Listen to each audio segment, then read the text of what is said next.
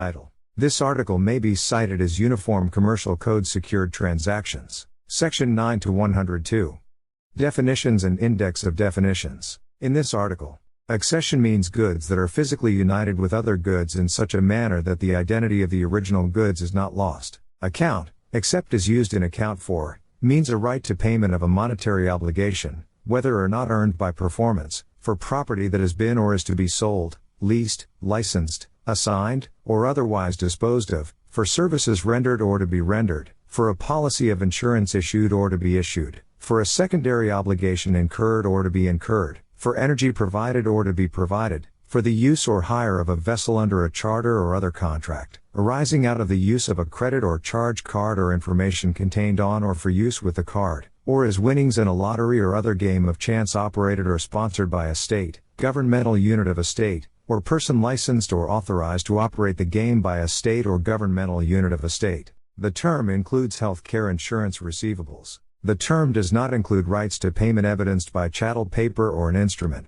commercial tort claims, deposit accounts, investment property, letter of credit rights or letters of credit, or rights to payment for money or funds advanced or sold, other than rights arising out of the use of a credit or charge card or information contained on or for use with the card. Account debtor means a person obligated on an account, chattel paper, or general intangible. The term does not include persons obligated to pay a negotiable instrument, even if the instrument constitutes part of chattel paper. Accounting, except as used in accounting for, means a record, authenticated by a secured party, indicating the aggregate unpaid secured obligations as of a date not more than 35 days earlier or 35 days later than the date of the record, and identifying the components of the obligations in reasonable detail. Agricultural lien means an interest in farm products, which secures payment or performance of an obligation for goods or services furnished in connection with a debtor's farming operation, or rent on real property leased by a debtor in connection with its farming operation, which is created by statute in favor of a person that, in the ordinary course of its business, furnished goods or services to a debtor in connection with a debtor's farming operation, or leased real property to a debtor in connection with the debtor's farming operation, and whose effectiveness does not depend on the person's possession of the personal property. As extracted collateral means, oil, gas, or other minerals that are subject to a security interest that is created by a debtor having an interest in the minerals before extraction, and attaches to the minerals as extracted, or accounts arising out of the sale at the wellhead or minehead of oil, gas, or other minerals in which the debtor had an interest before extraction. Authenticate means to sign, or, with present intent to adopt or accept a record, to attach to or logically associate with the record an electronic sound, symbol, or process. Bank means an organization that is engaged in the business of banking. The term includes savings banks, savings and loan associations, credit unions, and trust companies. Cash proceeds means proceeds that are money, checks, deposit accounts, or the like. Certificate of title means a certificate of title with respect to which a statute provides for the security interest in question to be indicated on the certificate as a condition or result of the security interests obtaining priority over the rights of a lien creditor with respect to the collateral. The term includes another record maintained as an alternative to a certificate of title by the governmental unit that issues certificates of title if a statute permits the security interest in question to be indicated on the record as a condition or result of the security interests obtaining priority over the rights of a lien creditor with respect to the collateral. Chattel paper means a record or records that evidence both a monetary obligation and a security interest in specific goods, a security interest in specific goods and software used in the goods, a security interest in specific goods and license of software used in the goods, a lease of specific goods, or a lease of specific goods and license of software used in the goods. In this paragraph, monetary obligation means a monetary obligation secured by the goods or owed under a lease of the goods and includes a monetary obligation with respect to software used in the goods. The term does not include charters or other contracts involving the use or hire of a vessel or records that evidence a right to payment arising out of the use of a credit or charge card or information contained on or for use with the card. If a transaction is evidenced by records that include an instrument or series of instruments, the group of records taken together constitutes chattel paper. Collateral means the property subject to a security interest or agricultural lien. The term includes proceeds to which a security interest attaches, accounts, chattel paper, payment intangibles, and promissory notes that have been sold, and Goods that are the subject of a consignment. Commercial tort claim means a claim arising in tort with respect to which the claimant is an organization, or the claimant is an individual and the claim arose in the course of the claimant's business or profession, and does not include damages arising out of personal injury to or the death of an individual. Commodity account means an account maintained by a commodity intermediary in which a commodity contract is carried for a commodity customer. Commodity contract means a commodity futures contract, an option on a commodity futures contract, a commodity option, or another contract if the contract or option is traded on or subject to the rules of a board of trade that has been designated as a contract market for such a contract pursuant to federal commodities laws, or traded on a foreign commodity board of trade, exchange, or market, and is carried on the books of a commodity intermediary for a commodity customer. Commodity customer means a person for which a commodity intermediary carries a commodity contract on its books. Commodity intermediary means a person that is registered as a Futures Commission merchant under federal commodities law, or in the ordinary course of its business provides clearance or settlement services for a board of trade that has been designated as a contract market pursuant to federal commodities law. Communicate means to send a written or other tangible record, to transmit a record by any means agreed upon by the person sending and receiving the record, or in the case of transmission of a record to or by a filing office,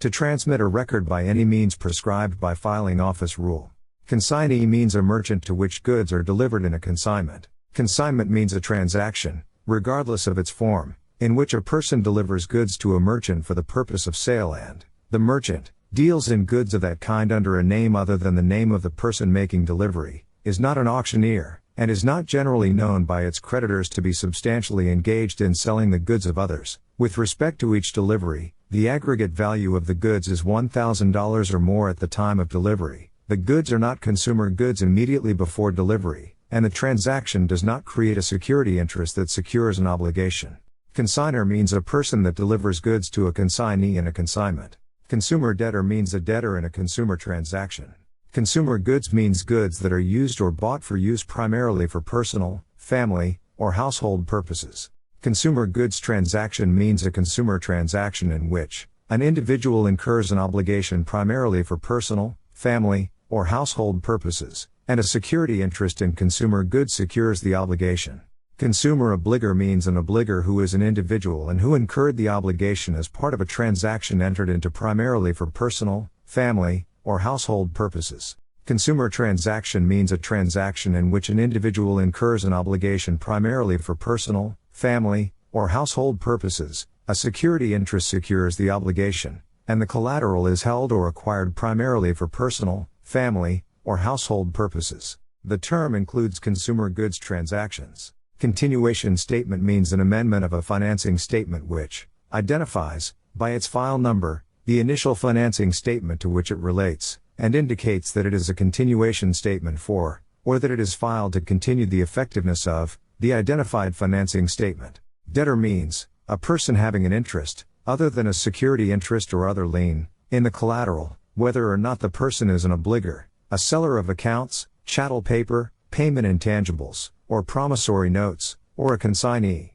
Deposit account means a demand, time, savings, passbook, or similar account maintained with a bank. The term does not include investment property or accounts evidenced by an instrument. Document means a document of title or a receipt of the type described in Section 7 to 201. Electronic chattel paper means chattel paper evidenced by a record or records consisting of information stored in an electronic medium. Encumbrance means a right, other than an ownership interest, in real property. The term includes mortgages and other liens on real property. Equipment means goods other than inventory, farm products, or consumer goods. Farm products means goods, other than standing timber, with respect to which the debtor is engaged in a farming operation and which are crops grown, growing, or to be grown, including crops produced on trees, vines, and bushes, and aquatic goods produced in aquacultural operations, livestock, born or unborn, including aquatic goods produced in aquacultural operations, supplies used or produced in a farming operation,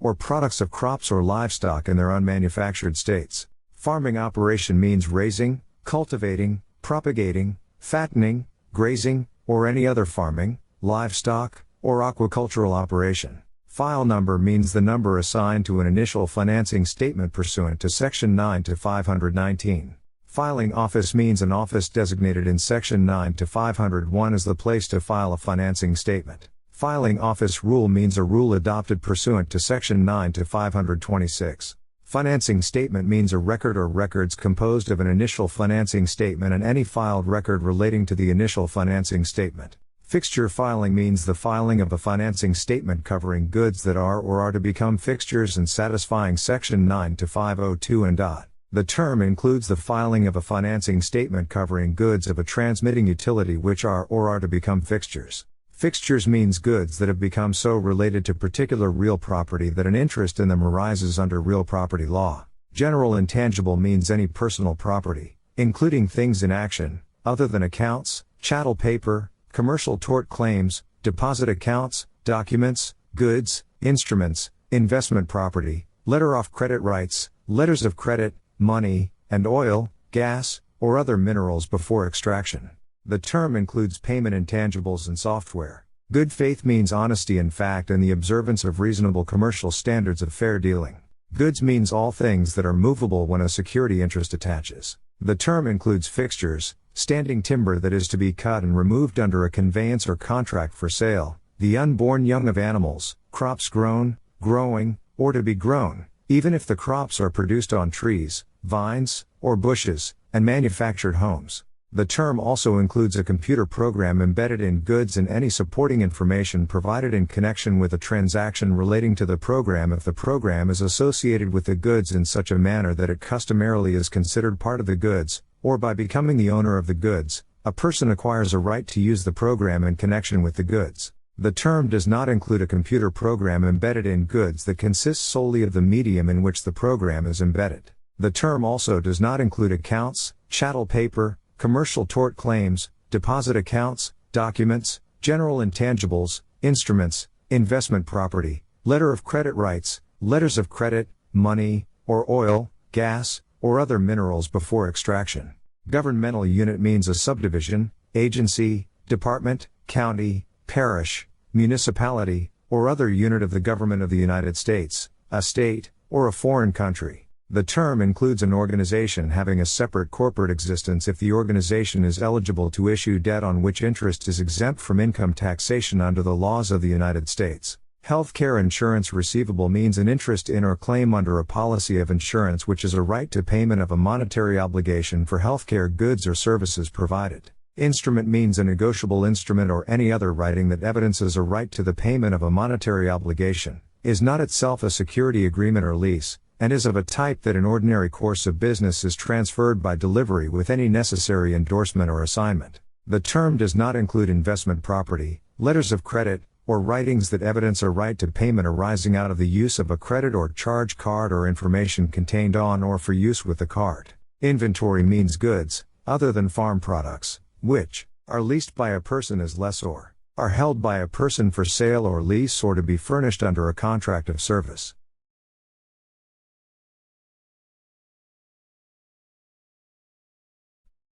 Are furnished by a person under a contract of service, or consist of raw materials, work in process, or materials used or consumed in a business. Investment property means a security, whether certificated or uncertificated, security entitlement, securities account, commodity contract, or commodity account. Jurisdiction of organization, with respect to a registered organization, means the jurisdiction under whose law the organization is formed or organized. Letter of credit right means a right to payment or performance under a letter of credit, whether or not the beneficiary has demanded or is at the time entitled to demand payment or performance. The term does not include the right of a beneficiary to demand payment or performance under a letter of credit. Lien creditor means a creditor that has acquired a lien on the property involved by attachment, levy, or the like. An assignee for benefit of creditors from the time of assignment. A trustee in bankruptcy from the date of the filing of the petition. Or a receiver in equity from the time of appointment.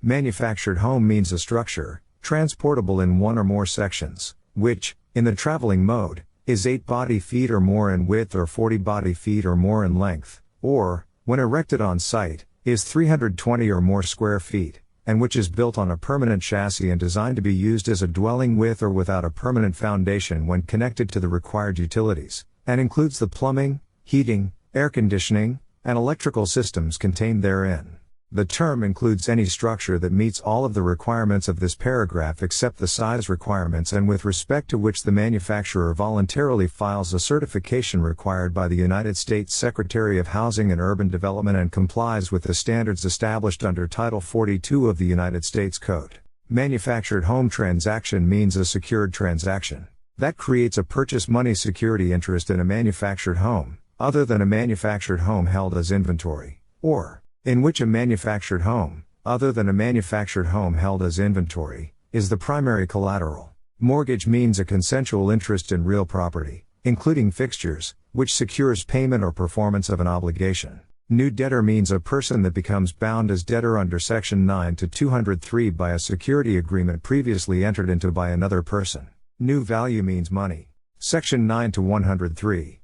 Purchase money security interest, application of payments, burden of establishing. In this section, purchase money collateral means goods or software that secures a purchase money obligation incurred with respect to that collateral, and purchase money obligation means an obligation of an obligor incurred as all or part of the price of the collateral or for value given to enable the debtor to acquire rights in or the use of the collateral if the value is in fact so used. A security interest in goods is a purchase money security interest, to the extent that the goods are purchase money collateral with respect to that security interest. If the security interest is in inventory that is or was purchase money collateral, also to the extent that the security interest secures a purchase money obligation incurred with respect to other inventory in which the secured party holds or held a purchase money security interest, and also to the extent that the security interest secures a purchase money obligation incurred with respect to software in which the secured party holds or held a purchase money security interest. A security interest in software is a purchase money security interest to the extent that the security interest also secures a purchase money obligation incurred with respect to goods in which the secured party holds or held a purchase money security interest if the debtor acquired its interest in the software in an integrated transaction in which it acquired an interest in the goods, and the debtor acquired its interest in the software for the principal purpose of using the software in the goods. The security interest of a consignor in goods that are the subject of a consignment is a purchase money security interest in inventory. In a transaction other than a consumer goods transaction, if the extent to which a security interest is a purchase money security interest depends on the application of a payment to a particular obligation, the payment must be applied, in accordance with any reasonable method of application to which the parties agree. In the absence of the parties' agreement to a reasonable method, in accordance with any intention of the obligor manifested at or before the time of payment, or in the absence of an agreement to a reasonable method and a timely manifestation of the obligor's intention, in the following order: to obligations that are not secured, and if more than one obligation is secured, to obligations secured by purchase money security interests in the order in which those obligations were incurred.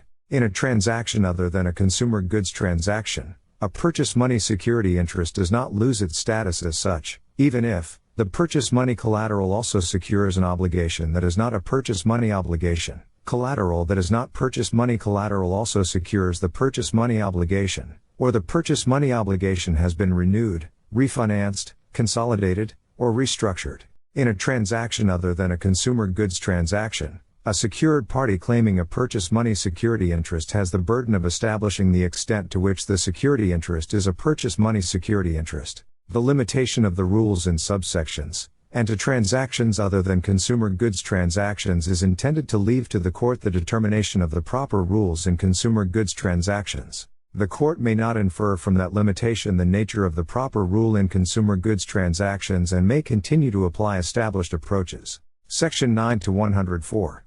Control of deposit account. A secured party has control of a deposit account if the secured party is the bank with which the deposit account is maintained, the debtor, secured party, and bank have agreed in an authenticated record that the bank will comply with instructions originated by the secured party directing disposition of the funds in the deposit account without further consent by the debtor, or the secured party becomes the bank's customer with respect to the deposit account. A secured party that is satisfied subsection has control, even if the debtor retains the right to direct the disposition of funds from the deposit account. Section 9 to 105.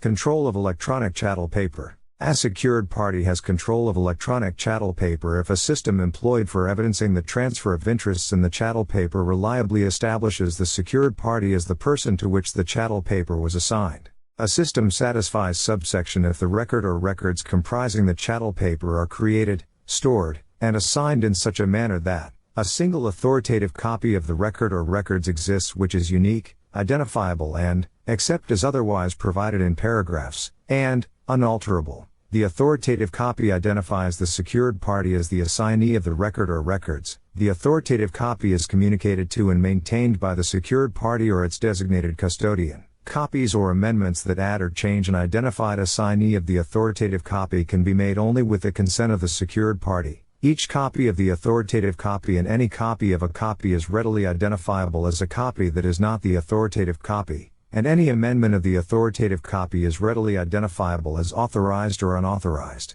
Section 9 to 106.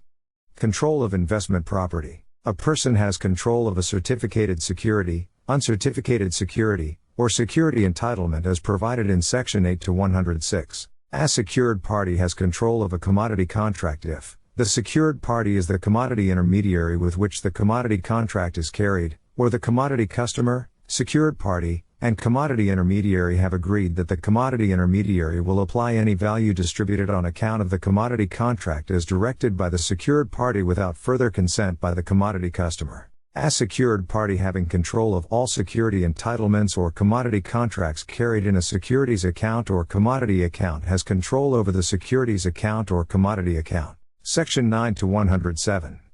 Control of letter of credit right. A secured party has control of a letter of credit right to the extent of any right to payment or performance by the issuer or any nominated person if the issuer or nominated person has consented to an assignment of proceeds of the letter of credit under Section 5 to 114 or otherwise applicable law or practice. Section 9 to 108. Sufficiency of description. Except as otherwise provided in subsections, and a description of personal or real property is sufficient, whether or not it is specific, if it reasonably identifies what is described. Except as otherwise provided in subsection, a description of collateral reasonably identifies the collateral if it identifies the collateral by specific listing, category, except as otherwise provided in subsection, a type of collateral defined in quantity, computational or allocational formula or procedure, or except as otherwise provided in subsection, any other method, if the identity of the collateral is objectively determinable. A description of collateral as all the debtor's assets or all the debtor's personal property or using words of similar import does not reasonably identify the collateral. Except as otherwise provided in subsection, a description of a security entitlement, securities account, or commodity account is sufficient if it describes the collateral by those terms or as investment property, or the underlying financial asset or commodity contract. A description only by type of collateral defined in is an insufficient description of a commercial tort claim, or in a consumer transaction, consumer goods, a security entitlement, a securities account, or a commodity account. Section 9 to 109.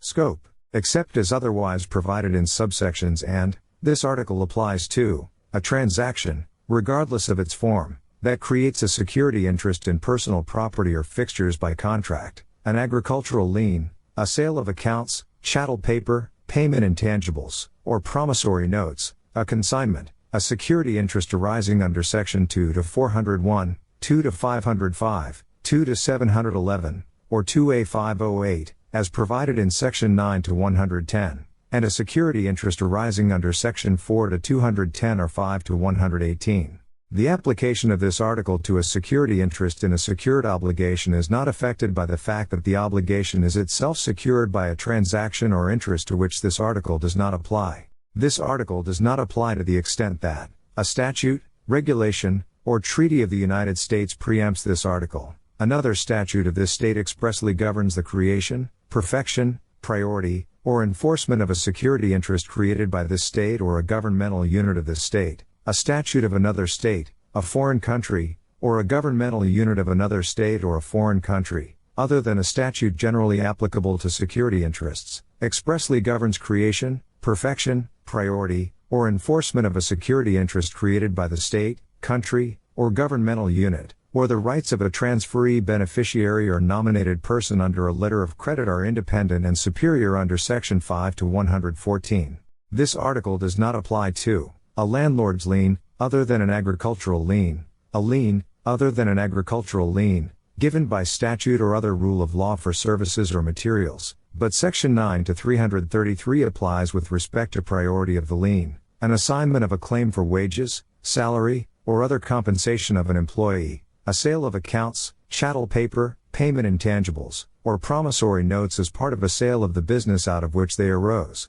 an assignment of accounts, chattel paper, payment intangibles, or promissory notes which is for the purpose of collection only, an assignment of a right to payment under a contract to an assignee that is also obligated to perform under the contract, an assignment of a single account, payment intangible, or promissory note to an assignee in full or partial satisfaction of a pre-existing indebtedness, a transfer of an interest in or an assignment of a claim under a policy of insurance, other than an assignment by or to a healthcare provider of a healthcare insurance receivable and any subsequent assignment of the right to payment, but Sections 9 to 315 and 9 to 322 apply with respect to proceeds and priorities and proceeds, an assignment of a right represented by a judgment, other than a judgment taken on a right to payment that was collateral, a right of recoupment or set-off. But, Section 9 to 340 applies with respect to the effectiveness of rights of recoupment or set-off against deposit accounts, and Section 9 to 404 applies with respect to defenses or claims of an account debtor,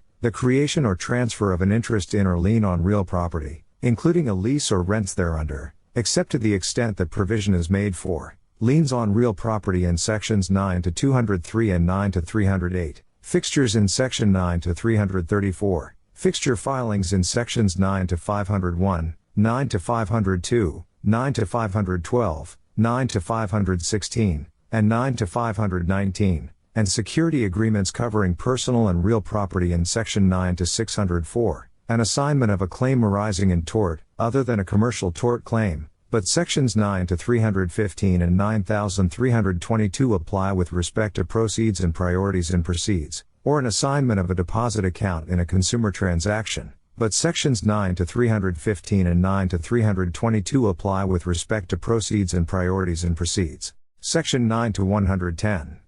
Security interests arising under Article 2 or 2A. A security interest arising under Section 2 to 401, 2 to 505, 2 to 711, or 2A 508 is subject to this article. However, until the debtor obtains possession of the goods, the security interest is enforceable, even if Section 9 to 203 has not been satisfied. Filing is not required to perfect the security interest. The rights of the secured party after default by the debtor are governed by Article 2 or 2A, and the security interest has priority over a conflicting security interest created by the debtor. Section 9 to 201.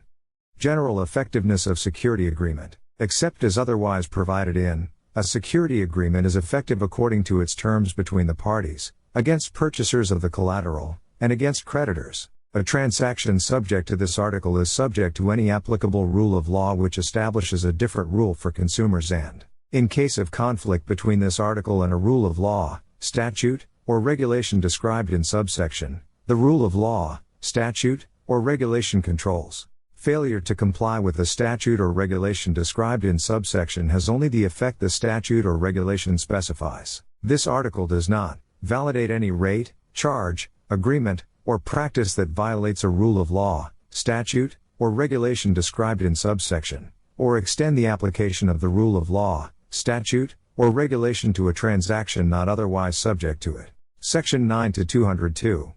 Title to collateral immaterial, except as otherwise provided with respect to consignments or sales of accounts, chattel paper, payment intangibles, or promissory notes. The provisions of this article with regard to rights and obligations apply whether title to collateral is in the secured party or the debtor. Section 9 to 203. Attachment and enforceability of security interest, proceeds, supporting obligations, formal requisites. A security interest attaches to collateral when it becomes enforceable against the debtor with respect to the collateral, unless an agreement expressly postpones the time of attachment. Except as otherwise provided in subsections through, a security interest is enforceable against the debtor and third parties with respect to the collateral only if value has been given, The debtor has rights in the collateral or the power to transfer rights in the collateral to a secured party, and one of the following conditions is met. The debtor has authenticated a security agreement that provides a description of the collateral and, if the security interest covers timber to be cut, a description of the land concerned. The collateral is not a certificated security and is in the possession of the secured party under Section 9313 pursuant to the debtor's security agreement. The collateral is a certificated security in registered form and the security certificate has been delivered to the secured party under Section 8-301 pursuant to the debtor's security agreement, or the collateral is deposit accounts, electronic chattel paper, investment property, or letter of credit rights, and the secured party has control under Section 9-104, 9-105, 9-106, or 9-107 pursuant to the debtor's security agreement. Subsection is subject to Section 4-210 on the security interest of a collecting bank, Section 5-118 on the security interest of a letter of credit issuer or nominated person, Section 9-110 on a security interest arising under Article 2 or 2A, and Section 9-206 on security interests in investment property. A person becomes bound as debtor by a security agreement entered into by another person if, by operation of law other than this article or by contract, the security agreement becomes effective to create a security interest in the person's property, or the person becomes generally obligated for the obligations of the other person, including the obligation secured under the security agreement, and acquires or succeeds to all or substantially all of the assets of the other person. If a new debtor becomes bound as debtor by a security agreement entered into by another person, the agreement satisfies subsection with respect to existing or after acquired property of the new debtor to the extent the property is described in the agreement, and another agreement is not necessary to make a security interest in the property enforceable. The attachment of a security interest in collateral gives the secured party the rights to proceeds provided by Section 9-315 and is also attachment of a security interest in a supporting obligation for the collateral. The attachment of a security interest in a right to payment or performance secured by a security interest or other lien on personal or real property is also attachment of a security interest in the security interest, mortgage, or other lien. The attachment of a security interest in a securities account is also attachment of a security interest in the security entitlements carried in the securities account. The attachment of a security interest in a commodity account is also attachment of a security interest in the commodity contracts carried in the commodity account. Section 9-204. After acquired property, future advances, except as otherwise provided in subsection, a security agreement may create or provide for a security interest in after acquired collateral. A security interest does not attach under a term constituting an after acquired property clause to consumer goods, other than an accession when given as additional security, unless the debtor acquires rights in them within 10 days after the secured party gives value, or a commercial tort claim. A security agreement may provide that collateral secures, or that accounts, chattel paper, payment intangibles, or promissory notes are sold in connection with future advances or other value, whether or not the advances or value are given pursuant to commitment. Section 9-205. Section 9-205. Use or disposition of collateral permissible. A security interest is not invalid or fraudulent against creditors solely because the debtor has the right or ability to use, commingle, or dispose of all or part of the collateral, including returned or repossessed goods, collect, compromise, enforce, or otherwise deal with collateral, accept the return of collateral or make repossessions, or use, commingle, or dispose of proceeds, or the secured party fails to require the debtor to account for proceeds or replace collateral. This section does not relax the requirements of possession if attachment, perfection, or enforcement of a security interest depends upon possession of the collateral by the secured party. Section 9-206. Security interest arising in purchase or delivery of financial asset. A security interest in favor of a securities intermediary attaches to a person's security entitlement if the person buys a financial asset through the securities intermediary in a transaction in which the person is obligated to pay the purchase price to the securities intermediary at the time of the purchase, and the securities intermediary credits the financial asset to the buyer's securities account before the buyer pays the securities intermediary. The security interest described in subsection secures the person's obligation to pay for the financial asset. A security interest in favor of a person that delivers a certificated security or other financial asset represented by a writing attaches to the security or other financial asset if the security or other financial asset in the ordinary course of business is transferred by delivery with any necessary endorsement or assignment, and is delivered under an agreement between persons in the business of dealing with such securities or financial assets, and the agreement calls for delivery against payment. The security interest described in subsection secures the obligation to make payment for the delivery. Section 9 to 207. Rights and duties of secured party having possession or control of collateral. Except as otherwise provided in subsection, a secured party shall use reasonable care in the custody and preservation of collateral in the secured party's possession. In the case of chattel paper or an instrument, reasonable care includes taking necessary steps to preserve rights against prior parties unless otherwise agreed. Except as otherwise provided in subsection, if a secured party has possession of collateral, reasonable expenses, including the cost of insurance and payment of taxes or other charges, incurred in the custody, preservation, use, or operation of the collateral are chargeable to the debtor and are secured by the collateral. The risk of accidental loss or damage is on the debtor to the extent of a deficiency in any effective insurance coverage. The secured party shall keep the collateral identifiable, but fungible collateral may be commingled, and the secured party may use or operate the collateral for the purpose of preserving the collateral or its value, as permitted by an order of a court having competent jurisdiction, or except in the case of consumer goods, in the manner and to the extent agreed by the debtor. Except as otherwise provided in subsection, a secured party having possession of collateral or control of collateral under Section 9 to 104, 9 to 105, 9 to 106, or 9 to 107, may hold as additional security any proceeds, except money or funds, received from the collateral, shall apply money or funds received from the collateral to reduce the secured obligation, unless remitted to the debtor, and may create a security interest in the collateral. If the secured party is a buyer of accounts, chattel paper, payment intangibles, or promissory notes or a consignor, subsection does not apply unless the secured party is entitled under an agreement to charge back uncollected collateral, or otherwise to full or limited recourse against the debtor or a secondary obligor based on the non-payment or other default of an account debtor or other obligor on the collateral, and subsections and do not apply. Section 9 to 208.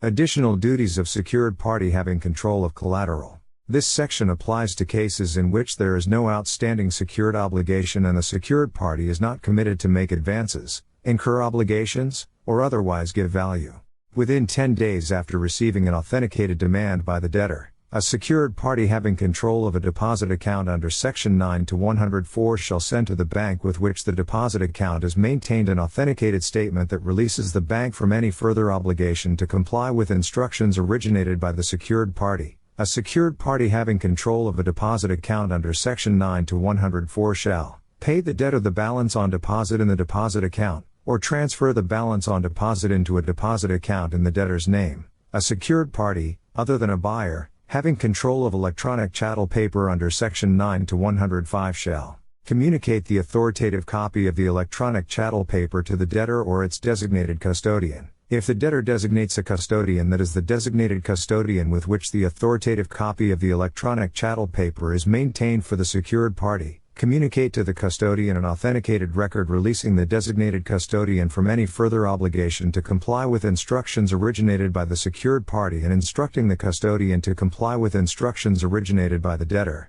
and take appropriate action to enable the debtor or its designated custodian to make copies of or revisions to the authoritative copy which add or change an identified assignee of the authoritative copy without the consent of the secured party. A secured party having control of investment property under Section 8 to 106 or 9 to 106 shall send to the securities intermediary or commodity intermediary with which the security entitlement or commodity contract is maintained an authenticated record that releases the securities intermediary or commodity intermediary from any further obligation to comply with entitlement orders or directions originated by the secured party. A secured party having control of a letter of credit right under Section 9 to 107 shall send to each person having an unfulfilled obligation to pay or deliver proceeds of the letter of credit to the secured party an authenticated release from any further obligation to pay or deliver proceeds of the letter of credit to the secured party. Section 9 to 209. Duties of secured party if account debtor has been notified of assignment. Except as otherwise provided in subsection, this section applies if there is no outstanding secured obligation, and the secured party is not committed to make advances, incur obligations, or otherwise give value. Within 10 days after receiving an authenticated demand by the debtor, a secured party shall send to an account debtor that has received notification of an assignment to the secured party as assignee under Section 9406 an authenticated record that releases the account debtor from any further obligation to the secured party. This section does not apply to an assignment constituting the sale of an account, chattel paper, or payment intangible. Section 9 to 210. Request for accounting. Request regarding list of collateral or statement of account. In this section, request means a record of a type described in paragraph, or request for an accounting means a record authenticated by a debtor requesting that the recipient provide an accounting of the unpaid obligations secured by collateral and reasonably identifying the transaction or relationship that is the subject of the request. Request regarding a list of collateral means a record authenticated by a debtor requesting that the recipient approve or correct a list of what the debtor believes to be the collateral securing an obligation and reasonably identifying the transaction or relationship that is the subject of the request. Request regarding a statement of account means a record authenticated by a debtor requesting that the recipient approve or correct a statement indicating what the debtor believes to be the aggregate amount of unpaid obligations secured by collateral as of a specified date and reasonably identifying the transaction or relationship that is the subject of the request. Subject to subsections, and, a secured party, other than a buyer of accounts, chattel paper, payment intangibles, or promissory notes or a consignor, shall comply with the request within 14 days after receipt, in the case of a request for an accounting, by authenticating and sending to the debtor an accounting, and in the case of a request regarding a list of collateral or a request regarding a statement of account, by authenticating and sending to the debtor an approval or correction. A secured party that claims a security interest in all of a particular type of collateral owned by the debtor may comply with the request regarding a list of collateral by sending to the debtor an authenticated record including a statement to that effect within 14 days after receipt. A person that receives a request regarding a list of collateral, claims no interest in the collateral when it receives the request, and claimed an interest in the collateral at an earlier time shall comply with the request within 14 days after receipt by sending to the debtor an authenticated record, disclaiming any interest in the collateral, and if known to the recipient, providing the name and mailing address of any assignee of or successor to the recipient's interest in the collateral. A person that receives a request for an accounting or a request regarding a statement of account, claims no interest in the obligations when it receives the request, and claimed an interest in the obligations at an earlier time shall comply with the request within 14 days after receipt by sending to the debtor an authenticated record, disclaiming any interest in the obligations, and if known to the recipient, providing the name and mailing address of any assignee of or successor to the recipient's interest in the obligations. A debtor is entitled without charge to one response to a request under this section during any 6-month period. The secured party may require payment of a charge not exceeding $25 for each additional response. Section 9 to 301. Law governing perfection and priority of security interests. Except as otherwise provided in sections 9 to 303 through 9 to 306, the following rules determine the law governing perfection, the effective perfection or non-perfection, and the priority of a security interest in collateral, except as otherwise provided in this section. While a debtor is located in a jurisdiction, the local law of that jurisdiction governs perfection, the effective perfection or non-perfection, and the priority of a security interest in collateral. While collateral is located in a jurisdiction, the local law of that jurisdiction governs perfection, the effective perfection or non-perfection, and the priority of a possessory security interest in that collateral. Except as otherwise provided in paragraph, while negotiable documents, goods, instruments, money, or tangible chattel paper is located in a jurisdiction, the local law of that jurisdiction governs perfection of a security interest in the goods by filing a fixture filing, perfection of a security interest in timber to be cut, and the effective perfection or non-perfection and the priority of a non-possessory security interest in the collateral. The local law of the jurisdiction in which the wellhead or minehead is located governs perfection, the effective perfection or non-perfection, and the priority of a security interest in as extracted collateral. Section 9 to 302. Law governing perfection and priority of agricultural liens. While farm products are located in a jurisdiction, the local law of that jurisdiction governs perfection, the effective perfection or non-perfection, and the priority of an agricultural lien on the farm products. Section 9 to 303. Law governing perfection and priority of security interests in goods covered by a certificate of title. This section applies to goods covered by a certificate of title, Even if there is no other relationship between the jurisdiction under whose certificate of title the goods are covered and the goods or the debtor. Goods become covered by a certificate of title when a valid application for the certificate of title and the applicable fee are delivered to the appropriate authority. Goods cease to be covered by a certificate of title at the earlier of the time the certificate of title ceases to be effective under the law of the issuing jurisdiction or the time the goods become covered subsequently by a certificate of title issued by another jurisdiction. The local law of the jurisdiction under whose certificate of title the goods are covered governs perfection, the effect of perfection or non-perfection, and the priority of a security interest in goods covered by a certificate of title from the time the goods become covered by the certificate of title until the goods cease to be covered by the certificate of title. Section 9 to 304. Law governing perfection and priority of security interests in deposit accounts. The local law of a bank's jurisdiction governs perfection, the effect of perfection or non-perfection, and the priority of a security interest in a deposit account maintained with that bank. The following rules determine a bank's jurisdiction for purposes of this part. If an agreement between the bank and the debtor governing the deposit account expressly provides that a particular jurisdiction is the bank's jurisdiction for purposes of this part, this article, or, that jurisdiction is the bank's jurisdiction. If paragraph does not apply and an agreement between the bank and its customer governing the deposit account expressly provides that the agreement is governed by the law of a particular jurisdiction, that jurisdiction is the bank's jurisdiction. If neither paragraph nor paragraph applies and an agreement between the bank and its customer governing the deposit account expressly provides that the deposit account is maintained at an office in a particular jurisdiction, that jurisdiction is the bank's jurisdiction. If none of the preceding paragraphs applies,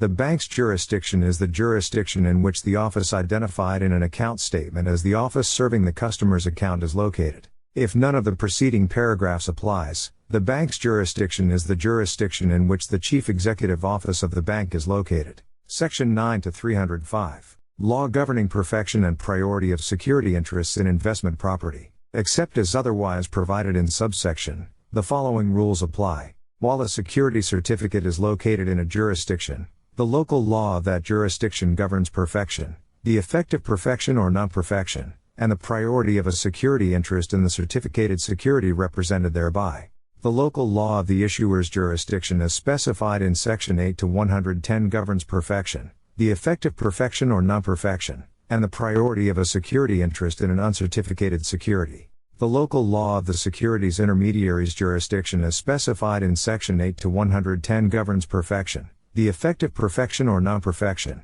and the priority of a security interest in a security entitlement or securities account. The local law of the commodity intermediary's jurisdiction governs perfection, the effect of perfection or non-perfection, and the priority of a security interest in a commodity contract or commodity account. The following rules determine a commodity intermediary's jurisdiction for purposes of this part. If an agreement between the commodity intermediary and commodity customer governing the commodity account expressly provides that a particular jurisdiction is the commodity intermediary's jurisdiction for purposes of this part, this article, or, that jurisdiction is the commodity intermediary's jurisdiction. If paragraph does not apply and an agreement between the commodity intermediary and commodity customer governing the commodity account expressly provides that the agreement is governed by the law of a particular jurisdiction, that jurisdiction is the commodity intermediary's jurisdiction. If neither paragraph nor paragraph applies and an agreement between the commodity intermediary and commodity customer governing the commodity account expressly provides that the commodity account is maintained at an office in a particular jurisdiction,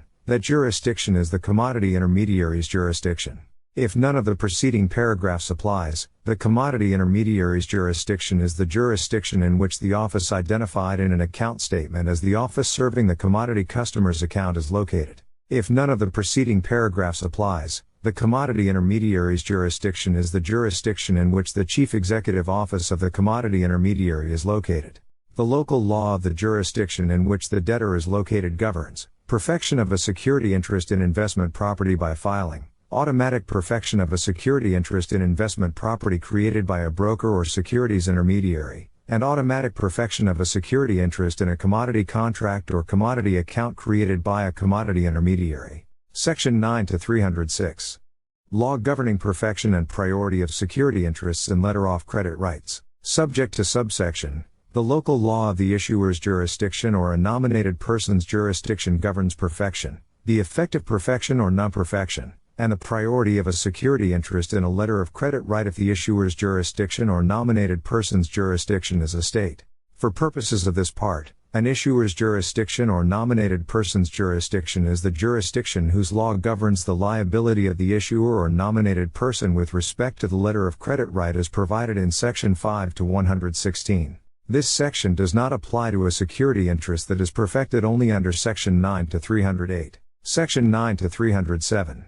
Location of debtor. In this section, place of business means a place where a debtor conducts its affairs. Except as otherwise provided in this section, the following rules determine a debtor's location. A debtor who is an individual is located at the individual's principal residence. A debtor that is an organization and has only one place of business is located at its place of business. A debtor that is an organization and has more than one place of business is located at its chief executive office. Subsection applies only if a debtor's residence, place of business, or chief executive office, as applicable, is located in a jurisdiction whose law generally requires information concerning the existence of a non-possessory security interest to be made generally available in a filing, recording, or registration system as a condition or result of the security interests obtaining priority over the rights of a lien creditor with respect to the collateral. If subsection does not apply, the debtor is located in the District of Columbia. A person that ceases to exist, have a residence, or have a place of business continues to be located in the jurisdiction specified by subsections and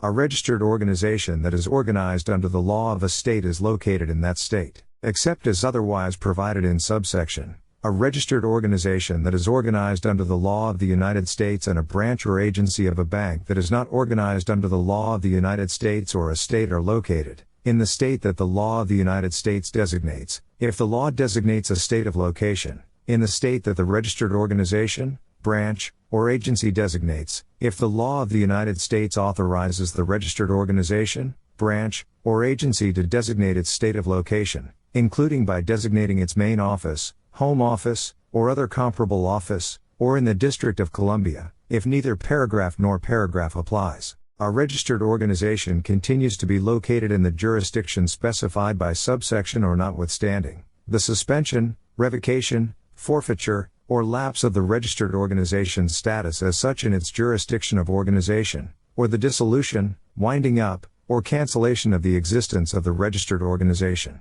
The United States is located in the District of Columbia. A branch or agency of a bank that is not organized under the law of the United States or a state is located in the state in which the branch or agency is licensed, if all branches and agencies of the bank are licensed in only one state. A foreign air carrier under the Federal Aviation Act of 1958, as amended, is located at the designated office of the agent upon which service a process may be made on behalf of the carrier. This section applies only for purposes of this part. Section 9 to 308. When security interest or agricultural lien is perfected, continuity of perfection. Except as otherwise provided in this section and Section 9 to 309, a security interest is perfected if it has attached and all of the applicable requirements for perfection in Sections 9 to 310 through 9 to 316 have been satisfied. A security interest is perfected when it attaches if the applicable requirements are satisfied before the security interest attaches. An agricultural lien is perfected if it has become effective and all of the applicable requirements for perfection in Section 9 to 310 have been satisfied. An agricultural lien is perfected when it becomes effective if the applicable requirements are satisfied before the agricultural lien becomes effective. A security interest or agricultural lien is perfected continuously if it is originally perfected by one method under this article and is later perfected by another method under this article, without an intermediate period when it was unperfected. Perfection of a security interest in collateral also perfects a security interest in a supporting obligation for the collateral. Perfection of a security interest in a right to payment or performance also perfects a security interest in a security interest, mortgage, or other lien on personal or real property securing the right. Perfection of a security interest in a securities account also perfects a security interest in the security entitlements carried in the securities account. Perfection of a security interest in a commodity account also perfects a security interest in the commodity contracts carried in the commodity account. Section 9 to 309. Security interest perfected upon attachment. The following security interests are perfected when they attach: a purchase money security interest in consumer goods, except as otherwise provided in Section 9311 with respect to consumer goods that are subject to a statute or treaty described in Section 9311. An assignment of accounts or payment intangibles which does not by itself or in conjunction with other assignments to the same assignee transfer a significant part of the assigner's outstanding accounts or payment intangibles, a sale of a payment intangible, a sale of a promissory note, a security interest created by the assignment of a health care insurance receivable to the provider of the health care goods or services, a security interest arising under Section 2 to 401, 2 to 505, 2 to 711, or 2A508, until the debtor obtains possession of the collateral, a security interest of a collecting bank arising under Section 4 to 210, a security interest of an issuer or nominated person arising under Section 5 to 118, a security interest arising in the delivery of a financial asset under Section 9 to 206, a security interest in investment property created by a broker or securities intermediary, a security interest in a commodity contract or a commodity account created by a commodity intermediary, an assignment for the benefit of all creditors of the transferor and subsequent transfers by the assignee thereunder, and a security interest created by an assignment of a beneficial interest in a decedent's estate. Section 9 to 310. When filing required to perfect security interest or agricultural lien, security interests and agricultural liens to which filing provisions do not apply, except as otherwise provided in subsection and Section 9 to 312, a financing statement must be filed to perfect all security interests and agricultural liens. The filing of a financing statement is not necessary to perfect a security interest, that is perfected under Section 9 to 308, or, that is perfected under Section 9 to 309 when it attaches, in property subject to a statute, regulation, or treaty described in Section 9 to 311. In goods in possession of a bailee which is perfected under Section 9 to 312 or, in certificated securities, documents, goods, or instruments which is perfected without filing or possession under Section 9 to 312, or, in collateral in the secured party's possession under Section 9 to 313. In a certificated security which is perfected by delivery of the security certificate to the secured party under Section 9 to 313. In deposit accounts, electronic chattel paper, investment property, or letter of credit rights which is perfected by control under Section 9 to 314. In proceeds which is perfected under Section 9 to 315, or, that is perfected under Section 9 to 316. If a secured party assigns a perfected security interest or agricultural lien, a filing under this article is not required to continue the perfected status of the security interest against creditors of and transferees from the original debtor. Section 9 to 311. Perfection of security interests in property subject to certain statutes, regulations, and treaties, except as otherwise provided in subsection. The filing of a financing statement is not necessary or effective to perfect a security interest in property subject to a statute, regulation, or treaty of the United States whose requirements for a security interest obtaining priority over the rights of a lien creditor with respect to the property preempt Section 9 to 310, or a statute of another jurisdiction which provides for a security interest to be indicated on a certificate of title as a condition or result of the security interests obtaining priority over the rights of a lien creditor with respect to the property. Compliance with the requirements of a statute, regulation, or treaty described in subsection for obtaining priority over the rights of a lien creditor is equivalent to the filing of a financing statement under this article, except as otherwise provided in subsection and sections 9 to 313 and 9 to 316, and for goods covered by a certificate of title, a security interest in property subject to a statute, regulation, or treaty described in subsection may be perfected only by compliance with those requirements, and a security interest so perfected remains perfected notwithstanding a change in the use or transfer of possession of the collateral, except as otherwise provided in subsection and section 9 to 316 and duration and renewal of perfection of a security interest perfected by compliance with the requirements prescribed by a statute, regulation, or treaty described in subsection are governed by the statute, regulation, or treaty. In other respects, the security interest is subject to this article. During any period in which collateral subject to a statute specified in subsection is inventory held for sale or lease by a person or leased by that person as lessor and that person is in the business of selling goods of that kind, this section does not apply to a security interest in the collateral created by that person. Legislative note: This article contemplates that perfection of a security interest in goods covered by a certificate of title occurs upon receipt by appropriate state officials of a properly tendered application for a certificate of title on which the security interest is to be indicated, without a relation back to an earlier time. States whose certificate of title statutes provide for perfection at a different time or contain a relation back provision should amend the statutes accordingly. Section 9 to 312.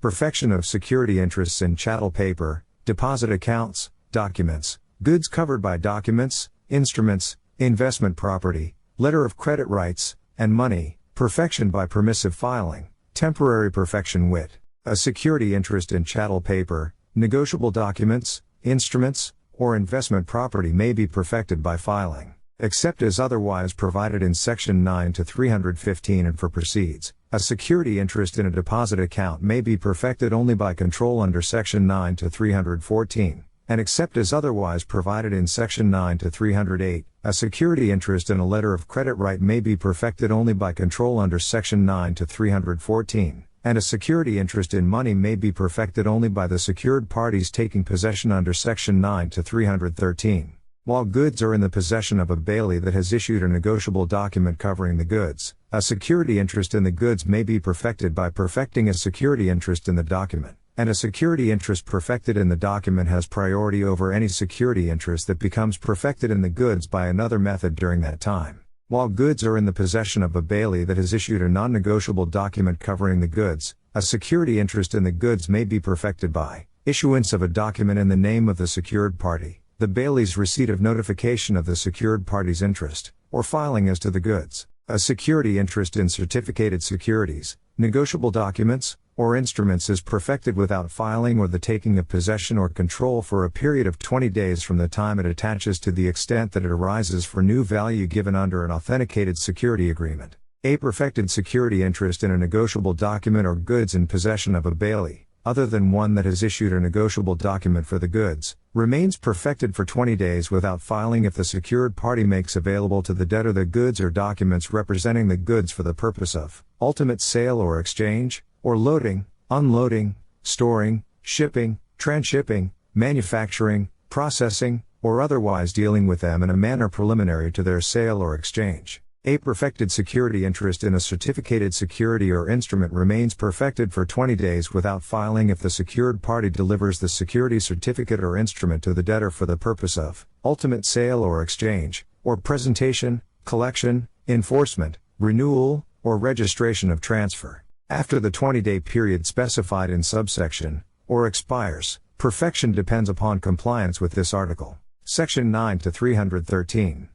When possession by or delivery to secured party perfects security interest without filing, except as otherwise provided in subsection, a secured party may perfect a security interest in negotiable documents, goods, instruments, money, or tangible chattel paper by taking possession of the collateral. A secured party may perfect a security interest in certificated securities by taking delivery of the certificated securities under Section 8 to 301. With respect to goods covered by a certificate of title issued by the state, a secured party may perfect a security interest in the goods by taking possession of the goods only in the circumstances described in Section 9 to 316. With respect to collateral other than certificated securities and goods covered by a document, a secured party takes possession of collateral in the possession of a person other than the debtor, the secured party, or a lessee of the collateral from the debtor in the ordinary course of the debtor's business, when the person in possession authenticates a record acknowledging that it holds possession of the collateral for the secured party's benefit, or the person takes possession of the collateral after having authenticated a record acknowledging that it will hold possession of collateral for the secured party's benefit. If perfection of a security interest depends upon possession of the collateral by a secured party, perfection occurs no earlier than the time the secured party takes possession and continues only while the secured party retains possession. A security interest in a certificated security in registered form is perfected by delivery when delivery of the certificated security occurs under Section 8 to 301 and remains perfected by delivery until the debtor obtains possession of the security certificate. A person in possession of collateral is not required to acknowledge that it holds possession for a secured party's benefit. If a person acknowledges that it holds possession for the secured party's benefit, the acknowledgement is effective under subsection or Section 8 to 301. Even if the acknowledgement violates the rights of a debtor, and unless the person otherwise agrees or law other than this article otherwise provides, the person does not owe any duty to the secured party and is not required to confirm the acknowledgement to another person. A secured party having possession of collateral does not relinquish possession by delivering the collateral to a person other than the debtor or a lessee of the collateral from the debtor in the ordinary course of the debtor's business if the person was instructed before the delivery or is instructed contemporaneously with the delivery, to hold possession of the collateral for the secured party's benefit, or to redeliver the collateral to the secured party. A secured party does not relinquish possession, even if a delivery under subsection violates the rights of a debtor. A person to which collateral is delivered under subsection does not owe any duty to the secured party and is not required to confirm the delivery to another person unless the person otherwise agrees or law other than this article otherwise provides. Section 9 to 314. Perfection by control. A security interest in investment property, deposit accounts, letter of credit rights, or electronic chattel paper may be perfected by control of the collateral under Section 9 to 104, 9 to 105, 9 to 106, or 9 to 107. A security interest in deposit accounts, electronic chattel paper, or letter of credit rights is perfected by control under Section 9 to 104, 9 to 105, or 9 to 107 when the secured party obtains control and remains perfected by control only while the secured party retains control. A security interest in investment property is perfected by control under Section 9 to 106 from the time the secured party obtains control and remains perfected by control until the secured party does not have control, and one of the following occurs. If the collateral is a certificated security, the debtor has or acquires possession of the security certificate. If the collateral is an uncertificated security, the issuer has registered or registers the debtor as the registered owner, or if the collateral is a security entitlement, the debtor is or becomes the entitlement holder. Section 9 to 315.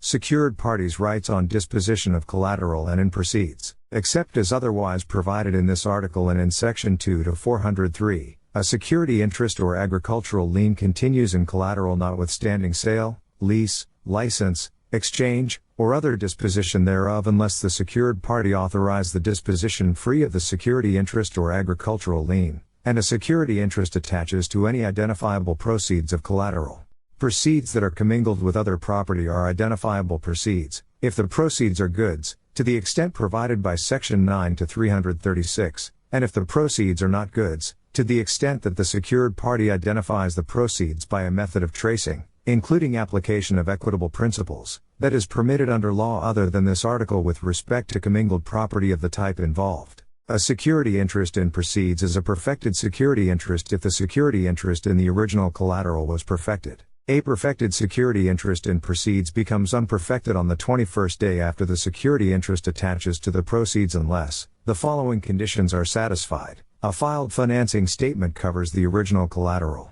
The proceeds are collateral in which a security interest may be perfected by filing in the office in which the financing statement has been filed, and the proceeds are not acquired with cash proceeds. The proceeds are identifiable cash proceeds, or the security interest in the proceeds is perfected other than under subsection when the security interest attaches to the proceeds or within 20 days thereafter. If a filed financing statement covers the original collateral, a security interest in proceeds which remains perfected under subsection becomes unperfected at the later of, when the effectiveness of the filed financing statement lapses under Section 9 to 515 or is terminated under Section 9 to 513, or the 21st day after the security interest attaches to the proceeds. Section 9 to 316.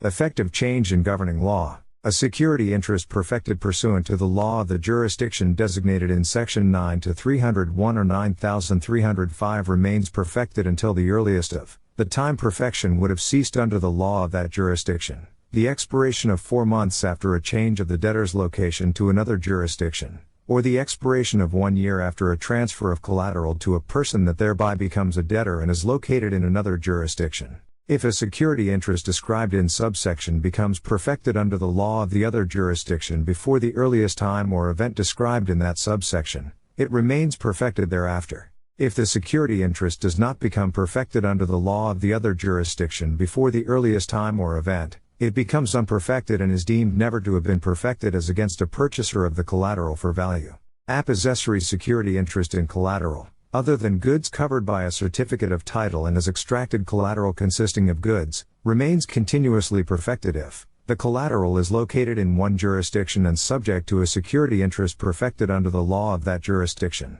Thereafter the collateral is brought into another jurisdiction, and upon entry into the other jurisdiction, the security interest is perfected under the law of the other jurisdiction, except as otherwise provided in subsection. A security interest in goods covered by a certificate of title which is perfected by any method under the law of another jurisdiction when the goods become covered by a certificate of title from this state remains perfected until the security interest would have become unperfected under the law of the other jurisdiction had the goods not become so covered. A security interest described in subsection becomes unperfected as against a purchaser of the goods for value and is deemed never to have been perfected as against a purchaser of the goods for value if the applicable requirements for perfection under section 9 to 311 or 9 to 313 are not satisfied before the earlier of the time the security interest would have become unperfected under the law of the other jurisdiction had the goods not become covered by a certificate of title from this state, or the expiration of 4 months after the goods had become so covered.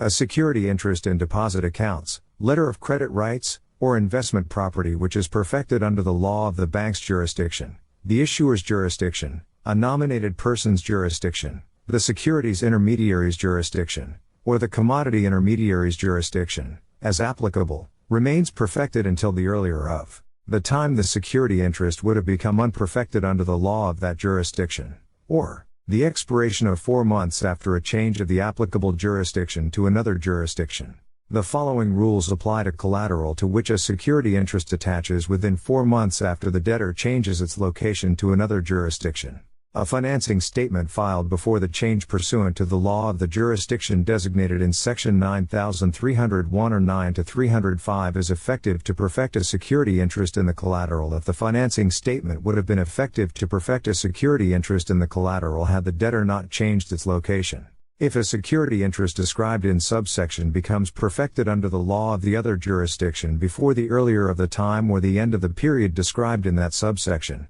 it remains perfected thereafter. If the security interest does not become perfected under the law of the other jurisdiction before the earlier of that time or the end of that period, it becomes unperfected and is deemed never to have been perfected as against a purchaser of the collateral for value. If a financing statement naming an original debtor is filed pursuant to the law of the jurisdiction designated in section 9 to 301 or 9305 and the new debtor is located in another jurisdiction, the following rules apply. The financing statement is effective to perfect a security interest in collateral acquired by the new debtor before, and within 4 months after, the new debtor becomes bound under section 9 to 203, if the financing statement would have been effective to perfect a security interest in the collateral had the collateral been acquired by the original debtor. A security interest perfected by the financing statement and which becomes perfected under the law of the other jurisdiction before the earlier of the time the financing statement would have become ineffective under the law of the jurisdiction designated in section 9 to 301 or 9 to 305 where the expiration of the 4-month period remains perfected thereafter.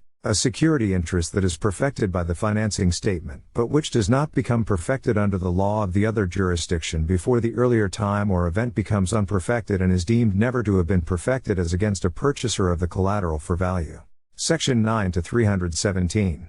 Interests that take priority over or take free of security interest or agricultural lien. A security interest or agricultural lien is subordinate to the rights of a person entitled to priority under section 9 to 322, and except as otherwise provided in subsection, a person that becomes a lien creditor before the earlier of the time, the security interest or agricultural lien is perfected, or one of the conditions specified in section 9 to 203 is met and a financing statement covering the collateral is filed. Except as otherwise provided in subsection, a buyer, other than a secured party, of tangible chattel paper, documents, goods, instruments, or a certificated security takes free of a security interest or agricultural lien if the buyer gives value and receives delivery of the collateral without knowledge of the security interest or agricultural lien and before it is perfected. Except as otherwise provided in subsection, a lessee of goods takes free of a security interest or agricultural lien if the lessee gives value and receives delivery of the collateral without knowledge of the security interest or agricultural lien and before it is perfected.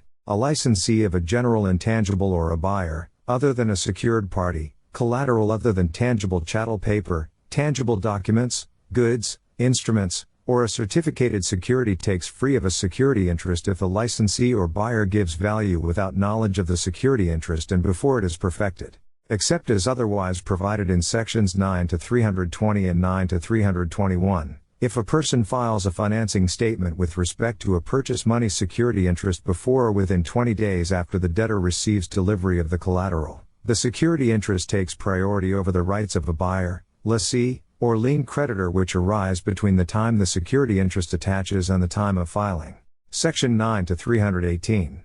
No interest retained in right to payment that is sold, rights and title of seller of account or chattel paper with respect to creditors and purchasers. A debtor that has sold an account, chattel paper, payment intangible, or promissory note does not retain a legal or equitable interest in the collateral sold. For purposes of determining the rights of creditors of, and purchasers for value of an account or chattel paper from, a debtor that has sold an account or chattel paper, while the buyer's security interest is unperfected, the debtor is deemed to have rights and title to the account or chattel paper identical to those the debtor sold. Section 9 to 319. Rights and title of consignee with respect to creditors and purchasers, except as otherwise provided in subsection, for purposes of determining the rights of creditors of, and purchasers for value of goods from, a consignee, while the goods are in the possession of the consignee is deemed to have rights entitled to the goods identical to those the consignor had or had power to transfer. For purposes of determining the rights of a creditor of a consignee, law other than this article determines the rights and title of a consignee while goods are in the consignee's possession if, under this part, a perfected security interest held by the consignor would have priority over the rights of the creditor. Section 9 to 320.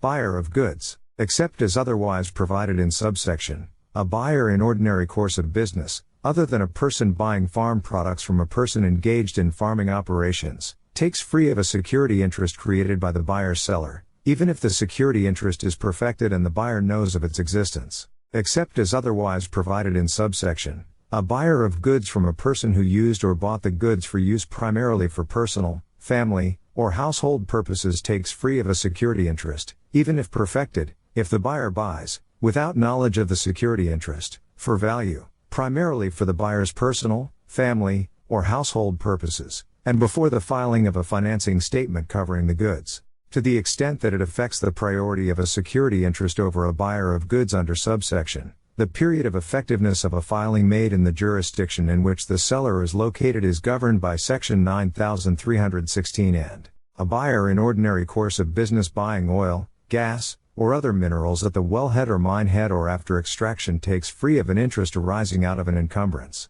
Subsections and do not affect a security interest in goods in the possession of the secured party under Section 9 to 313. Section 9 to 321.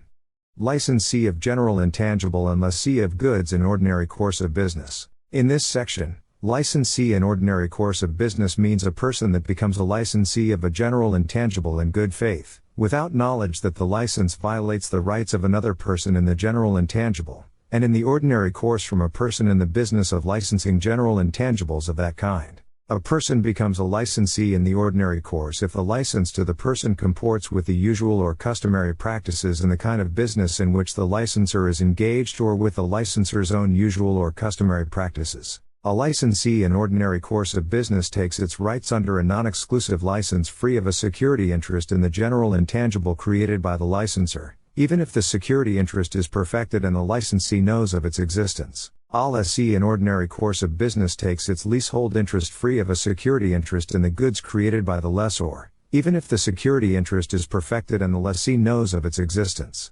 Section 9 to 322. Priorities among conflicting security interests in and agricultural liens on same collateral. Except as otherwise provided in this section, priority among conflicting security interests and agricultural liens in the same collateral is determined according to the following rules. Conflicting perfected security interests and agricultural liens rank according to priority and time of filing or perfection. Priority dates from the earlier of the time of filing covering the collateral is first made or the security interest or agricultural lien is first perfected, if there is no period thereafter when there is neither filing nor perfection. A perfected security interest or agricultural lien has priority over a conflicting unperfected security interest or agricultural lien. The first security interest or agricultural lien to attach or become effective has priority if conflicting security interests and agricultural liens are unperfected. For the purposes of subsection, the time of filing or perfection as to a security interest in collateral is also the time of filing or perfection as to a security interest in proceeds, and the time of filing or perfection as to a security interest in collateral supported by a supporting obligation is also the time of filing or perfection as to a security interest in the supporting obligation, except as otherwise provided in subsection. A security interest in collateral which qualifies for priority over a conflicting security interest under Section 9 to 327, 9 to 328, 9 to 329, 9 to 330, or 9 to 331 also has priority over a conflicting security interest in any supporting obligation for the collateral and proceeds of the collateral if the security interest in proceeds is perfected. The proceeds are cash proceeds or of the same type as the collateral, and in the case of proceeds that are proceeds of proceeds, all intervening proceeds are cash proceeds, proceeds of the same type as the collateral, or an account relating to the collateral. Subject to subsection and except as otherwise provided in subsection. If a security interest in chattel paper, deposit accounts, negotiable documents, instruments, investment property, or letter of credit rights is perfected by a method other than filing, conflicting perfected security interests in proceeds of the collateral rank according to priority and time of filing. Subsection applies only if the proceeds of the collateral are not cash proceeds, chattel paper, negotiable documents, instruments, investment property, or letter of credit rights. Subsections through are subject to subsection and the other provisions of this part. Section 4 to 210 with respect to a security interest of a collecting bank. Section 5 to 118 with respect to a security interest of an issuer or nominated person. And Section 9 to 110 with respect to a security interest arising under Article 2 or 2A. A perfected agricultural lien on collateral has priority over a conflicting security interest in or agricultural lien on the same collateral if the statute creating the agricultural lien so provides. Section 9 to 323.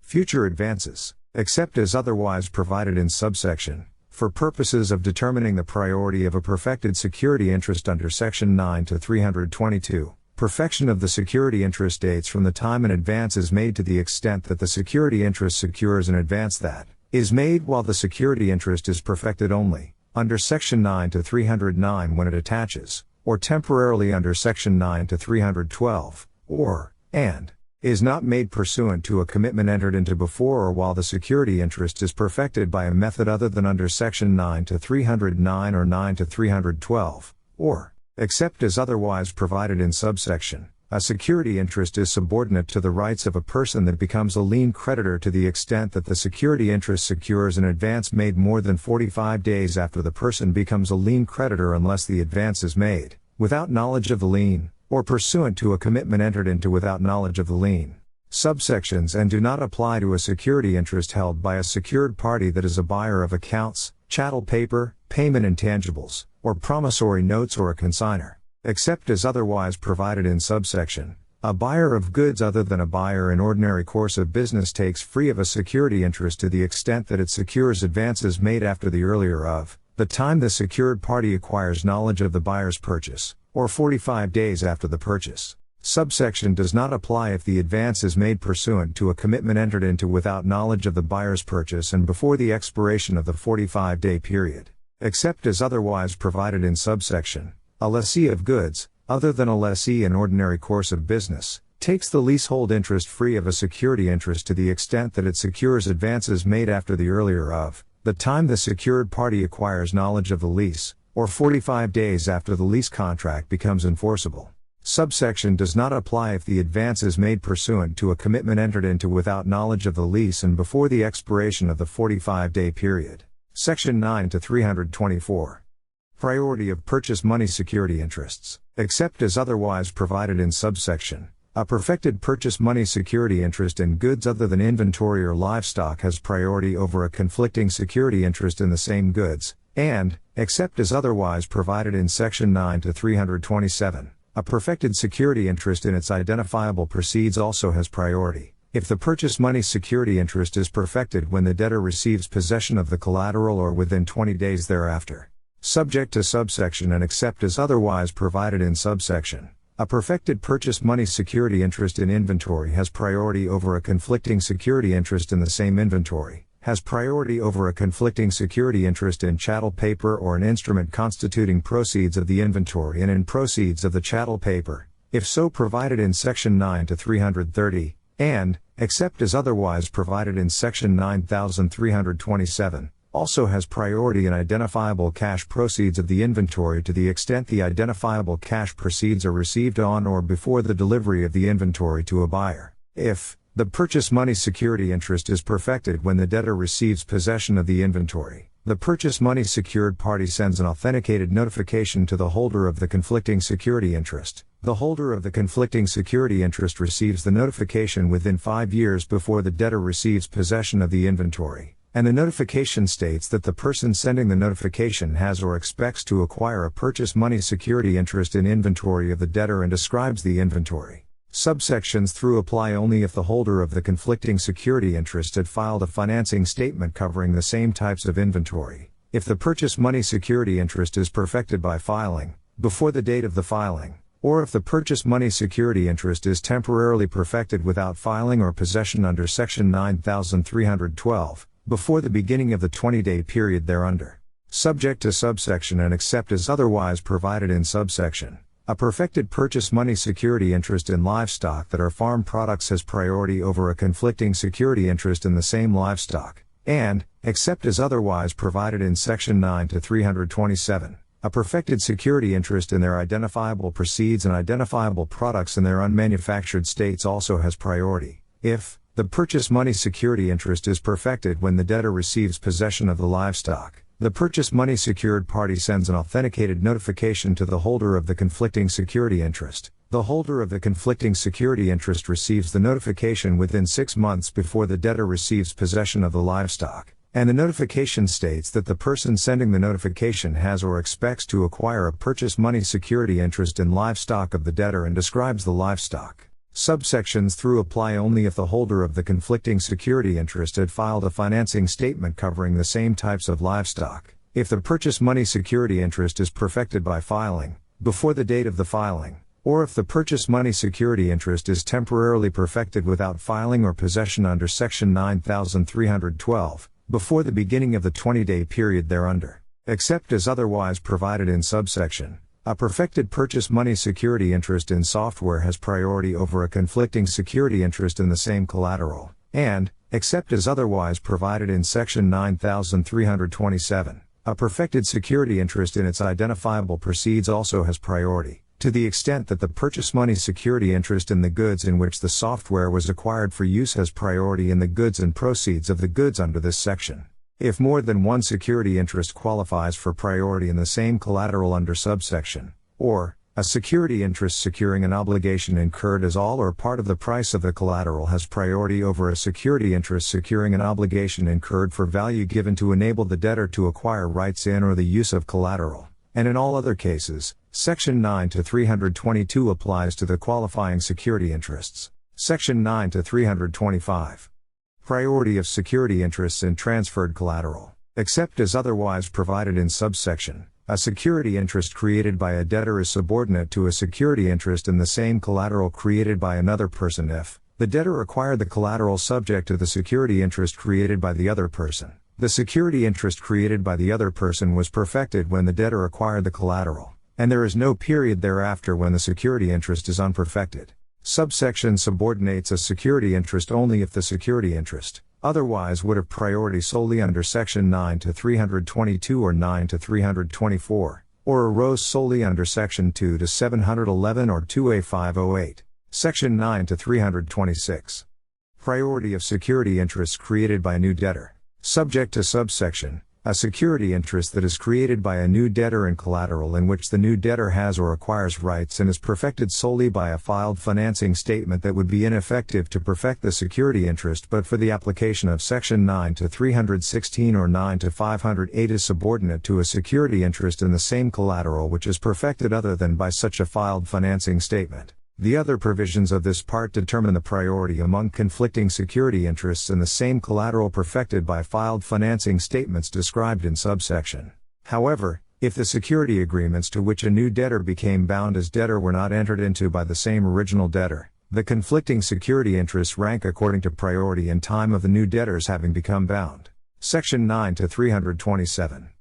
Priority of security interests in deposit account. The following rules govern priority among conflicting security interests in the same deposit account. A security interest held by a secured party having control of the deposit account under Section 9 to 104 has priority over a conflicting security interest held by a secured party that does not have control, except as otherwise provided in paragraphs and, security interests perfected by control under Section 9 to 314 rank according to priority in time of obtaining control, except as otherwise provided in paragraph. A security interest held by the bank with which the deposit account is maintained has priority over a conflicting security interest held by another secured party. A security interest perfected by control under Section 9 to 104 has priority over a security interest held by the bank with which the deposit account is maintained. Section 9 to 328. Priority of security interests in investment property. The following rules govern priority among conflicting security interests in the same investment property. A security interest held by a secured party having control of investment property under Section 9 to 106 has priority over a security interest held by a secured party that does not have control of the investment property, except as otherwise provided in paragraphs and, conflicting security interests held by secured parties each of which has control under Section 9 to 106 rank according to priority in time of, if the collateral is a security, obtaining control, if the collateral is a security entitlement carried in a securities account and, if the secured party obtained control under Section 8 to 106, the secured parties becoming the person for which the securities account is maintained, if the secured party obtained control under Section 8 to 106, the securities intermediary's agreement to comply with the secured party's entitlement orders with respect to security entitlements carried or to be carried in the securities account, or if the secured party obtained control through another person under Section 8 to 106, the time on which priority would be based under this paragraph if the other person were the secured party, or if the collateral is a commodity contract carried with a commodity intermediary, the satisfaction of the requirement for control specified in Section 9 to 106 with respect to commodity contracts carried or to be carried with a commodity intermediary. A security interest held by a securities intermediary in a security entitlement or a securities account maintained with a securities intermediary has priority over a conflicting security interest held by another secured party. A security interest held by a commodity intermediary in a commodity contract or a commodity account maintained with a commodity intermediary has priority over a conflicting security interest held by another secured party. A security interest in a certificated security in registered form which is perfected by taking delivery under Section 9 to 313 and not by control under Section 9 to 314 has priority over a conflicting security interest perfected by a method other than control. Conflicting security interests created by a broker, securities intermediary, or commodity intermediary which are perfected without control under Section 9 to 106 rank equally. In all other cases, priority among conflicting security interests in investment property is governed by Sections 9 to 322 and 9 to 323. Section 329. Priority of security interests in letter of credit right. The following rules govern priority among conflicting security interests in the same letter of credit right. A security interest held by a secured party having control of the letter of credit right under Section 9 to 107 has priority to the extent of its control over a conflicting security interest held by a secured party that does not have control. Security interests perfected by control under Section 9 to 314 rank according to priority in time of obtaining control. Section 9 to 330. Priority of purchaser of chattel paper or instrument. A purchaser of chattel paper has priority over a security interest in the chattel paper which is claimed merely as proceeds of inventory subject to a security interest if, in good faith and in the ordinary course of the purchaser's business, the purchaser gives new value and takes possession of the chattel paper or obtains control of the chattel paper under Section 9 to 105, and the chattel paper does not indicate that it has been assigned to an identified assignee other than the purchaser. A purchaser of chattel paper has priority over a security interest in the chattel paper which is claimed other than merely as proceeds of inventory subject to a security interest if the purchaser gives new value and takes possession of the chattel paper or obtains control of the chattel paper under Section 9 to 105 in good faith, in the ordinary course of the purchaser's business, and without knowledge that the purchase violates the rights of the secured party, except as otherwise provided in Section 9 to 327. A purchaser having priority in chattel paper under subsection or also has priority in proceeds of the chattel paper to the extent that Section 9 to 322 provides for priority in the proceeds, or the proceeds consist of the specific goods covered by the chattel paper or cash proceeds of the specific goods, even if the purchaser's security interest in the proceeds is unperfected, except as otherwise provided in Section 9 to 331. A purchaser of an instrument has priority over a security interest in the instrument perfected by a method other than possession if the purchaser gives value and takes possession of the instrument in good faith and without knowledge that the purchase violates the rights of the secured party. For purposes of subsections and, the holder of a purchase money security interest in inventory gives new value for chattel paper constituting proceeds of the inventory. For purposes of subsections and, if chattel paper or an instrument indicates that it has been assigned to an identified secured party other than the purchaser, a purchaser of the chattel paper or instrument has knowledge that the purchase violates the rights of the secured party. Section 9 to 331.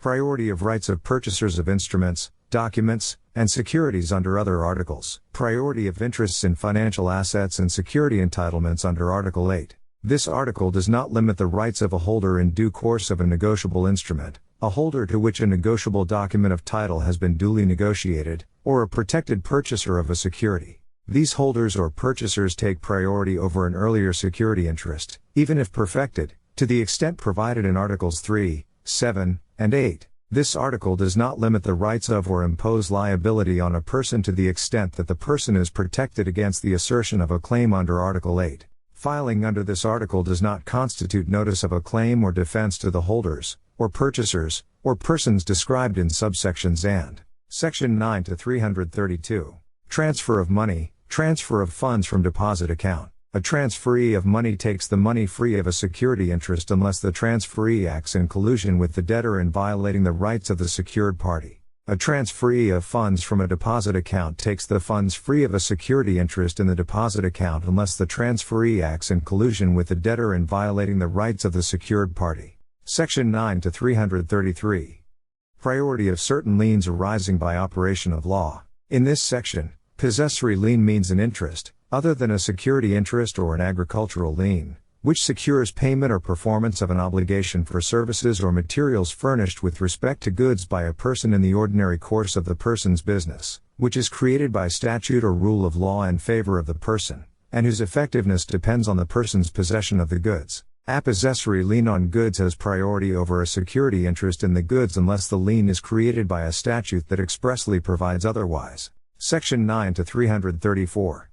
Priority of security interests in fixtures and crops. A security interest under this article may be created in goods that are fixtures or may continue in goods that become fixtures. A security interest does not exist under this article in ordinary building materials incorporated into an improvement on land. This article does not prevent creation of an encumbrance upon fixtures under real property law. In cases not governed by subsections through, a security interest in fixtures is subordinate to a conflicting interest of an encumbrancer or owner of the related real property other than the debtor. Except as otherwise provided in subsection, a perfected security interest in fixtures has priority over a conflicting interest of an encumbrancer or owner of the real property if the debtor has an interest of record in or is in possession of the real property and the security interest is a purchase money security interest. The interest of the encumbrancer or owner arises before the goods become fixtures, and the security interest is perfected by a fixture filing before the goods become fixtures or within 20 days thereafter. A perfected security interest in fixtures has priority over a conflicting interest of an encumbrancer or owner of the real property if the debtor has an interest of record in the real property or is in possession of the real property and the security interest is perfected by a fixture filing before the interest of the encumbrancer or owner is of record,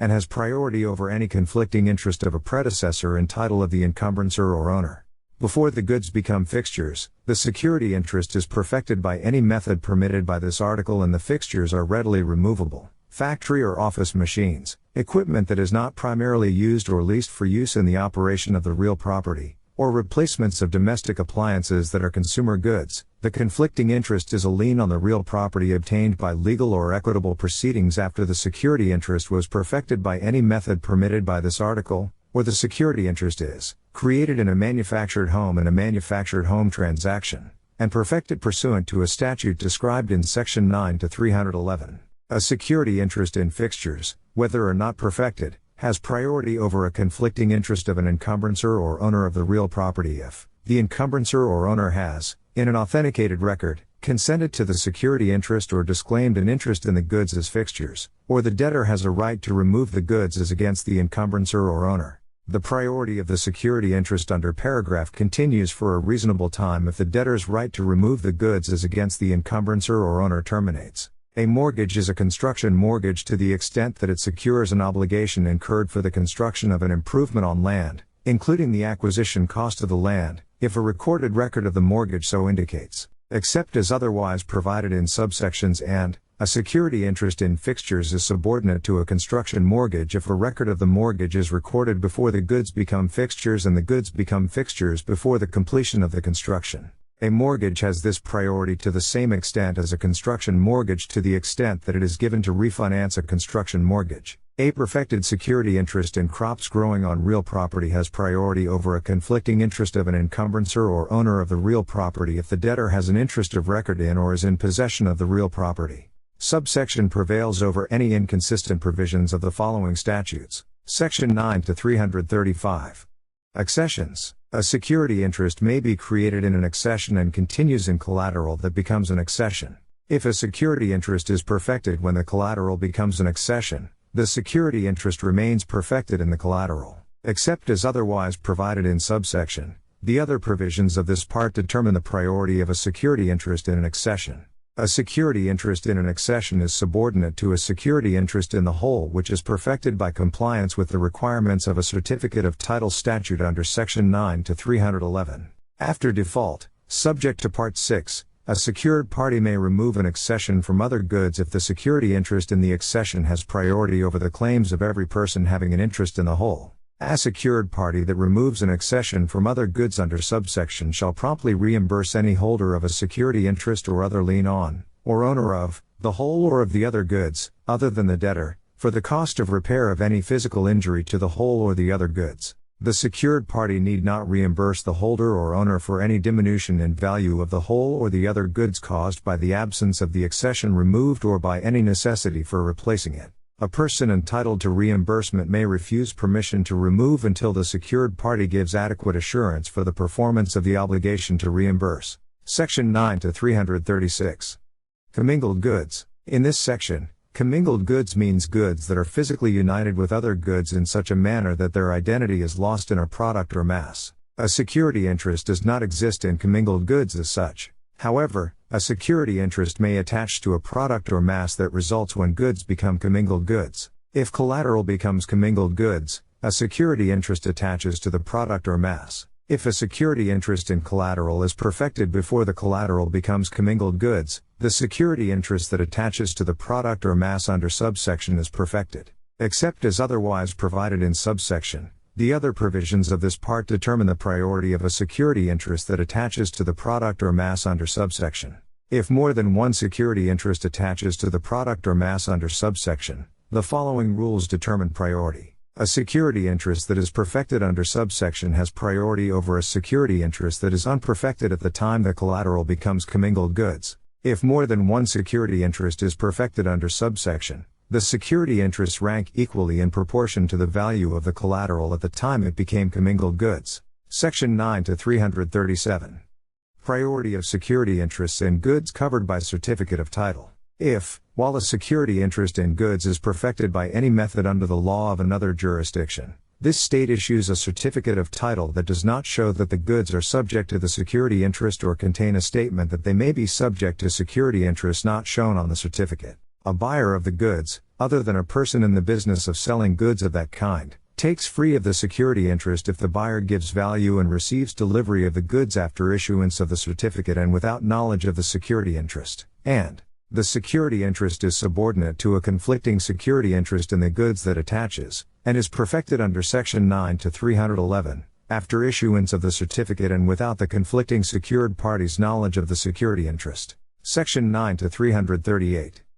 Priority of security interest or agricultural lien perfected by filed financing statement providing certain incorrect information. If a security interest or agricultural lien is perfected by a filed financing statement providing information described in Section 9 to 516 which is incorrect at the time the financing statement is filed, the security interest or agricultural lien is subordinate to a conflicting perfected security interest in the collateral to the extent that the holder of the conflicting security interest gives value in reasonable reliance upon the incorrect information, and a purchaser, other than a secured party, of the collateral takes free of the security interest or agricultural lien to the extent that, in reasonable reliance upon the incorrect information, the purchaser gives value and, in the case of chattel paper, documents, goods, instruments, or a security certificate, receives delivery of the collateral. Section 9 to 339. Priority subject to subordination. This article does not preclude subordination by agreement by a person entitled to priority. Section 9 to 340. Effectiveness of right of recoupment or set off against deposit account, except as otherwise provided in subsection. A bank with which a deposit account is maintained may exercise any right of recoupment or set off against a secured party that holds a security interest in the deposit account, except as otherwise provided in subsection. The application of this article to a security interest in a deposit account does not affect a right of recoupment or set off of the secured party as to a deposit account maintained with the secured party. The exercise by a bank of a set-off against a deposit account is ineffective against a secured party that holds a security interest in the deposit account which is perfected by control under Section 9 to 104, if the set-off is based on a claim against the debtor. Section 9 to 341. Bank's rights and duties with respect to deposit account, except as otherwise provided in Section 9 to 340, and unless the bank otherwise agrees in an authenticated record, a bank's rights and duties with respect to a deposit account maintained with the bank are not terminated, suspended, or modified by the creation, attachment, or perfection of a security interest in the deposit account, the bank's knowledge of the security interest, or the bank's receipt of instructions from the secured party. Section 9 to 342. Bank's right to refuse to enter into or disclose existence of control agreement. This article does not require a bank to enter into an agreement of the kind described in Section 9 to 104, even if its customer so requests or directs. A bank that has entered into such an agreement is not required to confirm the existence of the agreement to another person unless requested to do so by its customer. Section 9 to 401.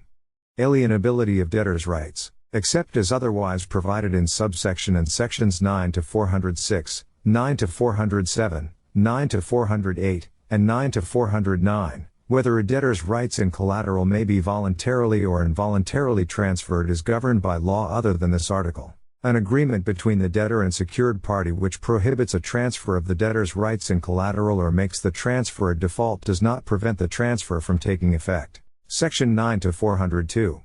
Secured party not obligated on contract of debtor or in tort. The existence of a security interest, agricultural lien, or authority given to a debtor to dispose of or use collateral, without more, does not subject a secured party to liability in contract or tort for the debtor's acts or omissions. Section 9 to 403.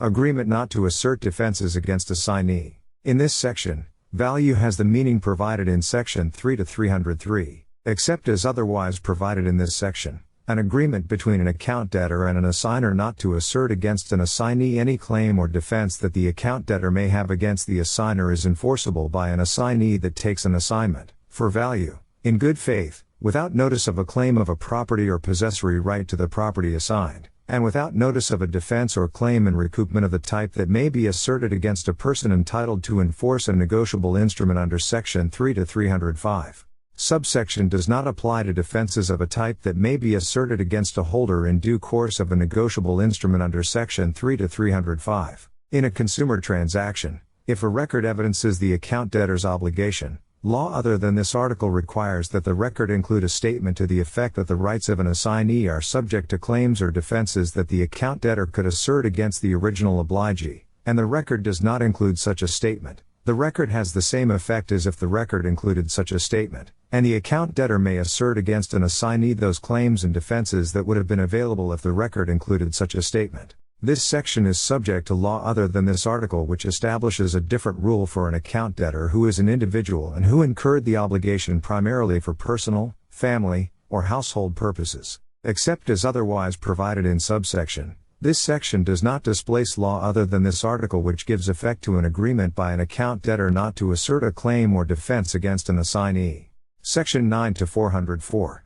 Rights acquired by assignee, claims and defenses against assignee. Unless an account debtor has made an enforceable agreement not to assert defenses or claims, and subject to subsections through, the rights of an assignee are subject to all terms of the agreement between the account debtor and assigner, and any defense or claim and recoupment arising from the transaction that gave rise to the contract, and any other defense or claim of the account debtor against the assigner which accrues before the account debtor receives a notification of the assignment authenticated by the assigner or the assignee. Subject to subsection and except as otherwise provided in subsection, the claim of an account debtor against an assigner may be asserted against an assignee under subsection only to reduce the amount the account debtor owes. This section is subject to law other than this article, which establishes a different rule for an account debtor who is an individual and who incurred the obligation primarily for personal, family, or household purposes. In a consumer transaction, if a record evidences the account debtor's obligation, law other than this article requires that the record include a statement to the effect that the account debtor's recovery against an assignee with respect to claims and defenses against the assigner may not exceed amounts paid by the account debtor under the record,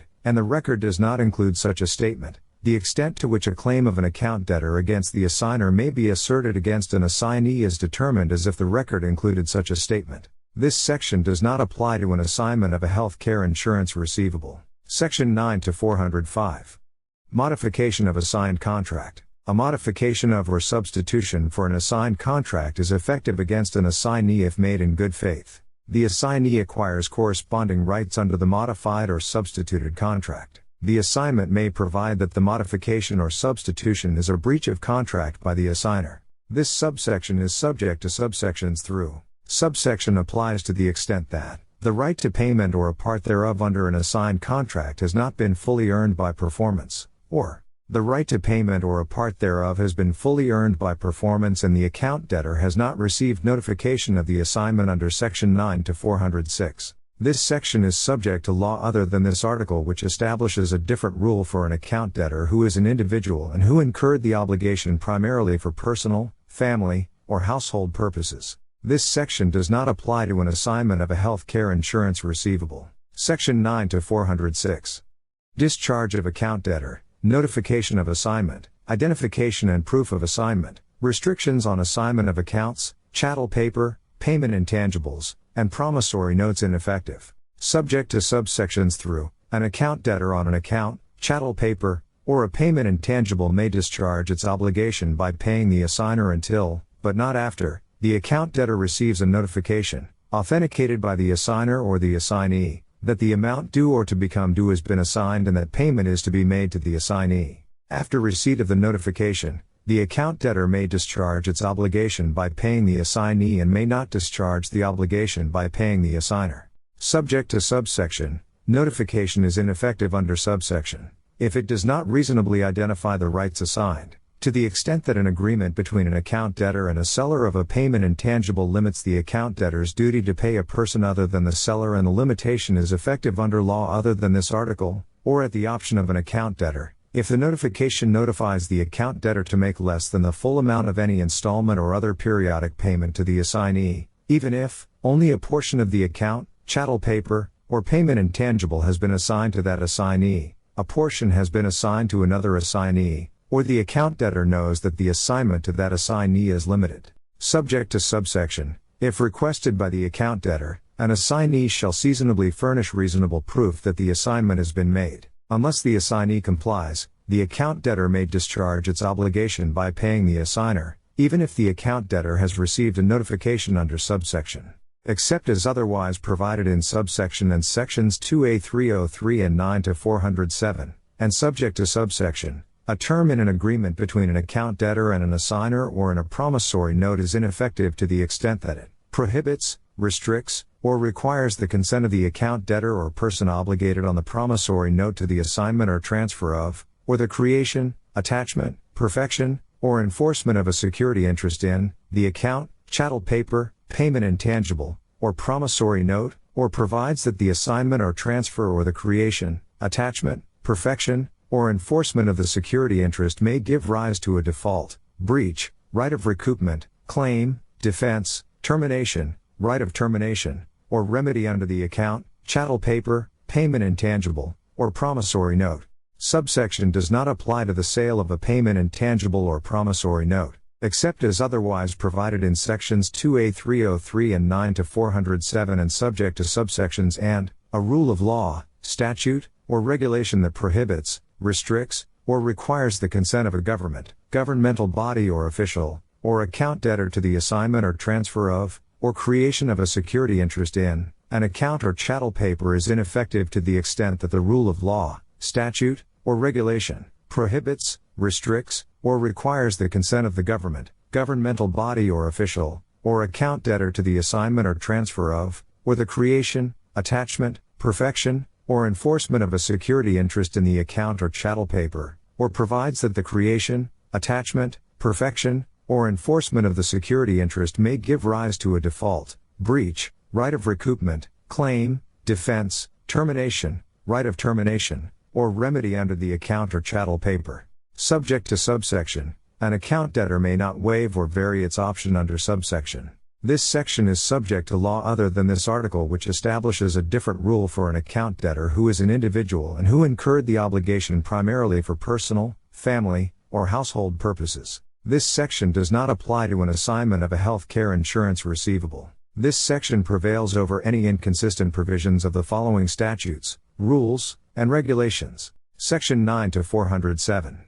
Restrictions on creation or enforcement of security interest in leasehold interest or in lessor's residual interest. Except as otherwise provided in subsection, a term in a lease agreement is ineffective to the extent that it prohibits, restricts, or requires the consent of a party to the lease to the assignment or transfer of, or the creation, attachment, perfection, or enforcement of a security interest in an interest of a party under the lease contract or in the lessor's residual interest in the goods, or provides that the assignment or transfer or the creation, attachment, perfection, or enforcement of the security interest may give rise to a default, breach, right of recoupment, claim, defense, termination, right of termination, or remedy under the lease, except as otherwise provided in section 2A303. A term described in subsection is effective to the extent that there is a transfer by the lessee of the lessee's right of possession or use of the goods in violation of the term, or a delegation of a material performance of either party to the lease contract in violation of the term.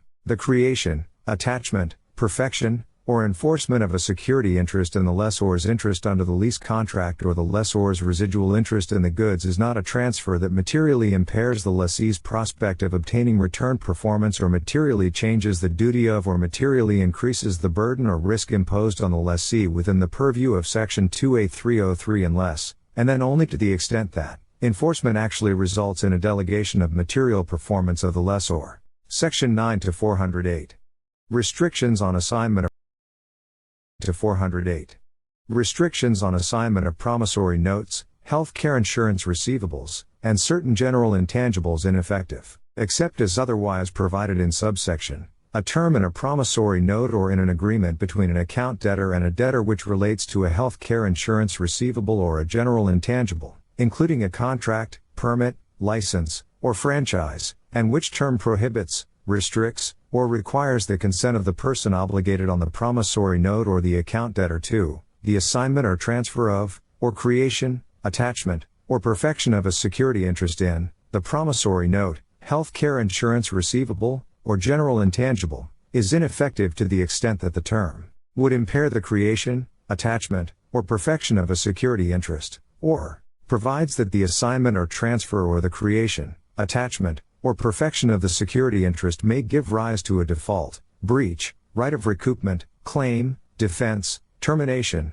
right of termination, or remedy under the promissory note, health care insurance receivable, or general intangible. Subsection applies to a security interest in a payment intangible or promissory note only if the security interest arises out of a sale of the payment intangible or promissory note, a rule of law, statute, or regulation that prohibits, restricts, or requires the consent of a government, governmental body or official, person obligated on a promissory note, or account debtor to the assignment or transfer of, or creation of a security interest in, a promissory note, health care insurance receivable, or general intangible, including a contract, permit, license, or franchise between an account debtor and a debtor, is ineffective to the extent that the rule of law, statute, or regulation would impair the creation, attachment, or perfection of a security interest, or provides that the assignment or transfer or creation, attachment, or perfection of the security interest may give rise to a default, breach, right of recoupment, claim, defense, termination, right of termination, or remedy under the promissory note, health care insurance receivable, or general intangible. To the extent that a term in a promissory note or in an agreement between an account debtor and a debtor which relates to a health care insurance receivable or general intangible or a rule of law, statute, or regulation described in subsection would be effective under law other than this article but is ineffective under subsection or, the creation, attachment, or perfection of a security interest in the promissory note, health care insurance receivable, or general intangible, is not enforceable against the person obligated on the promissory note or the account debtor, does not impose a duty or obligation on the person obligated on the promissory note or the account debtor, does not require the person obligated on the promissory note or the account debtor to recognize the security interest, pay or render performance to the secured party, or accept payment or performance from the secured party, does not entitle the secured party to use or assign the debtor's rights under the promissory note, health care insurance receivable, or general intangible, including any related information or materials furnished to the debtor in the transaction giving rise to the promissory note, health care insurance receivable, or general intangible, does not entitle the secured party to use, assign, possess, or have access to any trade secrets or confidential information of the person obligated on the promissory note or the account debtor, and does not entitle the secured party to enforce the security interest in the promissory note, health care insurance receivable, or general intangible. This section prevails over any inconsistent provisions of the following statutes, rules, and regulations. Section 9 to 409. Restrictions on assignment of letter of credit rights ineffective. A term in a letter of credit or a rule of law, statute, regulation, custom, or practice applicable to the letter of credit which prohibits, restricts, or requires the consent of an applicant, issuer, or nominated person to a beneficiary's assignment of or creation of a security interest in a letter of credit right is ineffective to the extent that the term or rule of law, statute, regulation, custom, or practice would impair the creation, attachment, or perfection of a security interest in the letter of credit right, or provides that the creation, attachment, or perfection of the security interest may give rise to a default, breach, right of recoupment, claim, defense, termination, right of termination, or remedy under the letter of credit right. To the extent that a term in a letter of credit is ineffective under subsection but would be effective under law other than this article or a custom or practice applicable to the letter of credit, to the transfer of a right to draw or otherwise demand performance under the letter of credit, or to the assignment of a right to proceeds of the letter of credit, the creation, attachment, or perfection of a security interest in the letter of credit right, is not enforceable against the applicant, issuer, nominated person, or transferee beneficiary, imposes no duties or obligations on the applicant, issuer, nominated person, or transferee beneficiary, and does not require the applicant, issuer, nominated person, or transferee beneficiary to recognize the security interest, pay or render performance to the secured party, or accept payment or other performance from the secured party. Section 9 to 501. Filing office. Except as otherwise provided in subsection, if the local law of this state governs perfection of a security interest or agricultural lien, the office in which to file a financing statement to perfect the security interest or agricultural lien is the office designated for the filing or recording of a record of a mortgage on the related real property, if the collateral is as extracted collateral or timber to be cut, or the financing statement is filed as a fixture filing and the collateral is goods that are or are to become fixtures, or the office of, in all other cases, including a case in which the collateral is goods that are or are to become fixtures and the financing statement is not filed as a fixture filing. The office in which to file a financing statement to perfect a security interest in collateral, including fixtures, of a transmitting utility is the office of The financing statement also constitutes a fixture filing as to the collateral indicated in the financing statement which is or is to become fixtures. Section 9 to 502. Contents of financing statement. Record of mortgage as financing statement. Time of filing financing statement. Subject to subsection. A financing statement is sufficient only if it provides the name of the debtor, provides the name of the secured party or a representative of the secured party, and indicates the collateral covered by the financing statement, except as otherwise provided in Section 9 to 501, to be sufficient. A financing statement that covers a sextracted collateral or timber to be cut, or which is filed as a fixture filing and covers goods that are or are to become fixtures, must satisfy subsection and also indicate that it covers this type of collateral, indicate that it is to be filed in the real property records, provide a description of the real property to which the collateral is related, and if the debtor does not have an interest of record in the real property, provide the name of a record owner. A record of a mortgage is effective, from the date of recording, as a financing statement filed as a fixture filing or as a financing statement covering as extracted collateral or timber to be cut only if the record indicates the goods or accounts that it covers, the goods are or are to become fixtures related to the real property described in the record or the collateral is related to the real property described in the record and is as extracted collateral or timber to be cut. The record satisfies the requirements for a financing statement in this section, but the record need not indicate that it is to be filed in the real property records, and the record sufficiently provides the name of a debtor who is an individual if it provides the individual name of the debtor or the surname and first personal name of the debtor, even if the debtor is an individual to whom Section 9 to 503 applies, and the record is recorded. A financing statement may be filed before a security agreement is made or a security interest otherwise attaches. Legislative note: language in brackets is optional. Where the state has any special recording system for real property other than the usual grantor-grantee index, local adaptations of subsection and Section 9 to 519 and may be necessary. See, for example, Mass. General Laws Chapter 106, Section 9 to 410. A state should enact the 2010 amendments to Section 9 to 502 only if the state enacts Alternative A of the 2010 amendments to Section 9 to 503. Section 9 to 503.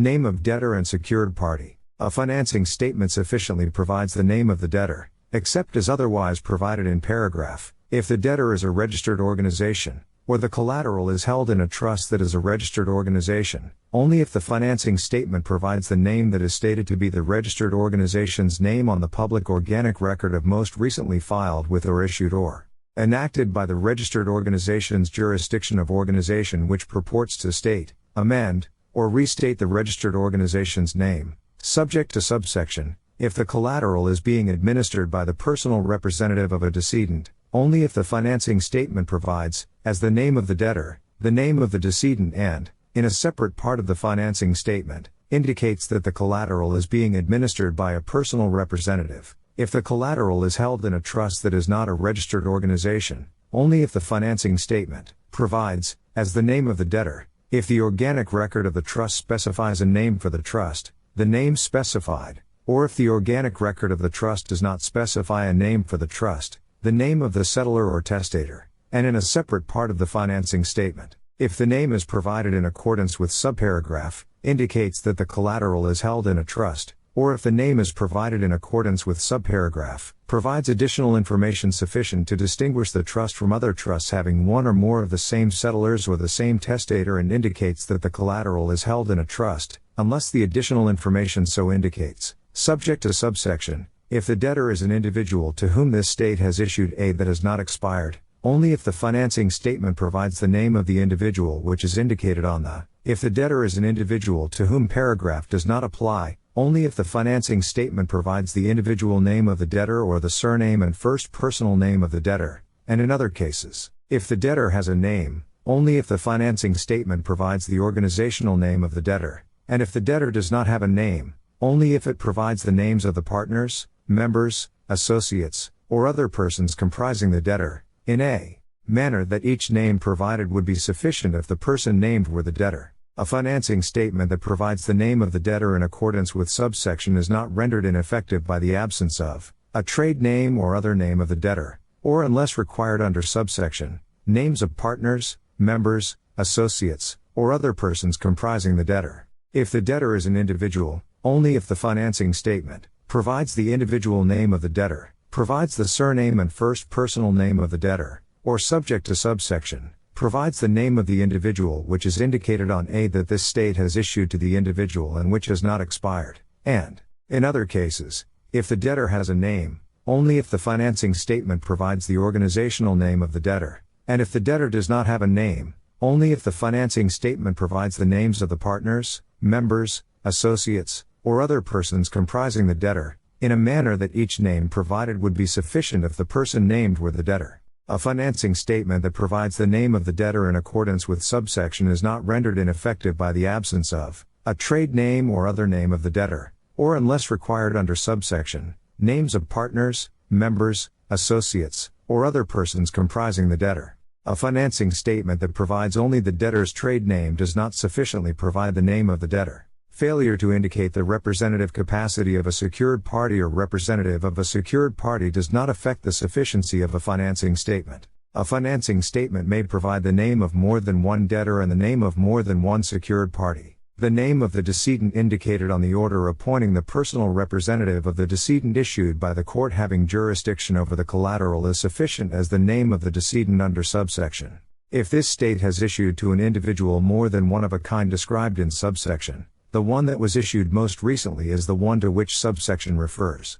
If this state has issued to an individual more than one of a kind described in subsection, the one that was issued most recently is the one to which subsection refers. In this section, the name of the settlor or testator means, if the settlor is a registered organization, the name that is stated to be the settlor's name on the public organic record most recently filed with or issued or enacted by the settlor's jurisdiction of organization which purports to state, amend, or restate the settlor's name, or, in other cases, the name of the settlor or testator indicated in the trust's organic record. Legislative note.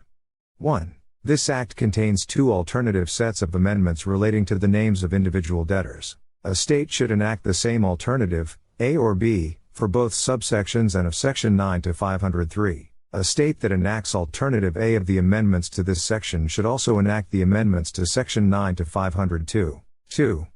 Both alternatives refer, in part, to the name as shown on a debtor's driver's license. The legislature should be aware that, in some states, certain characters that may be used by the state's Department of Motor Vehicles in the name on a driver's license may not be accepted by the state's central or local UCC filing offices under current regulations or internal protocols. This may occur because of technological limitations of the filing offices or merely as a result of inconsistent procedures. Similar issues may exist for field sizes as well. In these situations, perfection of a security interest granted by a debtor with such a driver's license may be impossible under Alternative A of the amendments, and the utility of Alternative B, under which the name on the driver's license is one of the names that is sufficient, may be reduced. Accordingly, the state may wish to determine if one or more of these issues exist and, if so, to make certain that such issues have been resolved. A successful resolution might be accomplished by statute, agency regulation, or technological change effectuated before or as part of the enactment of this Act.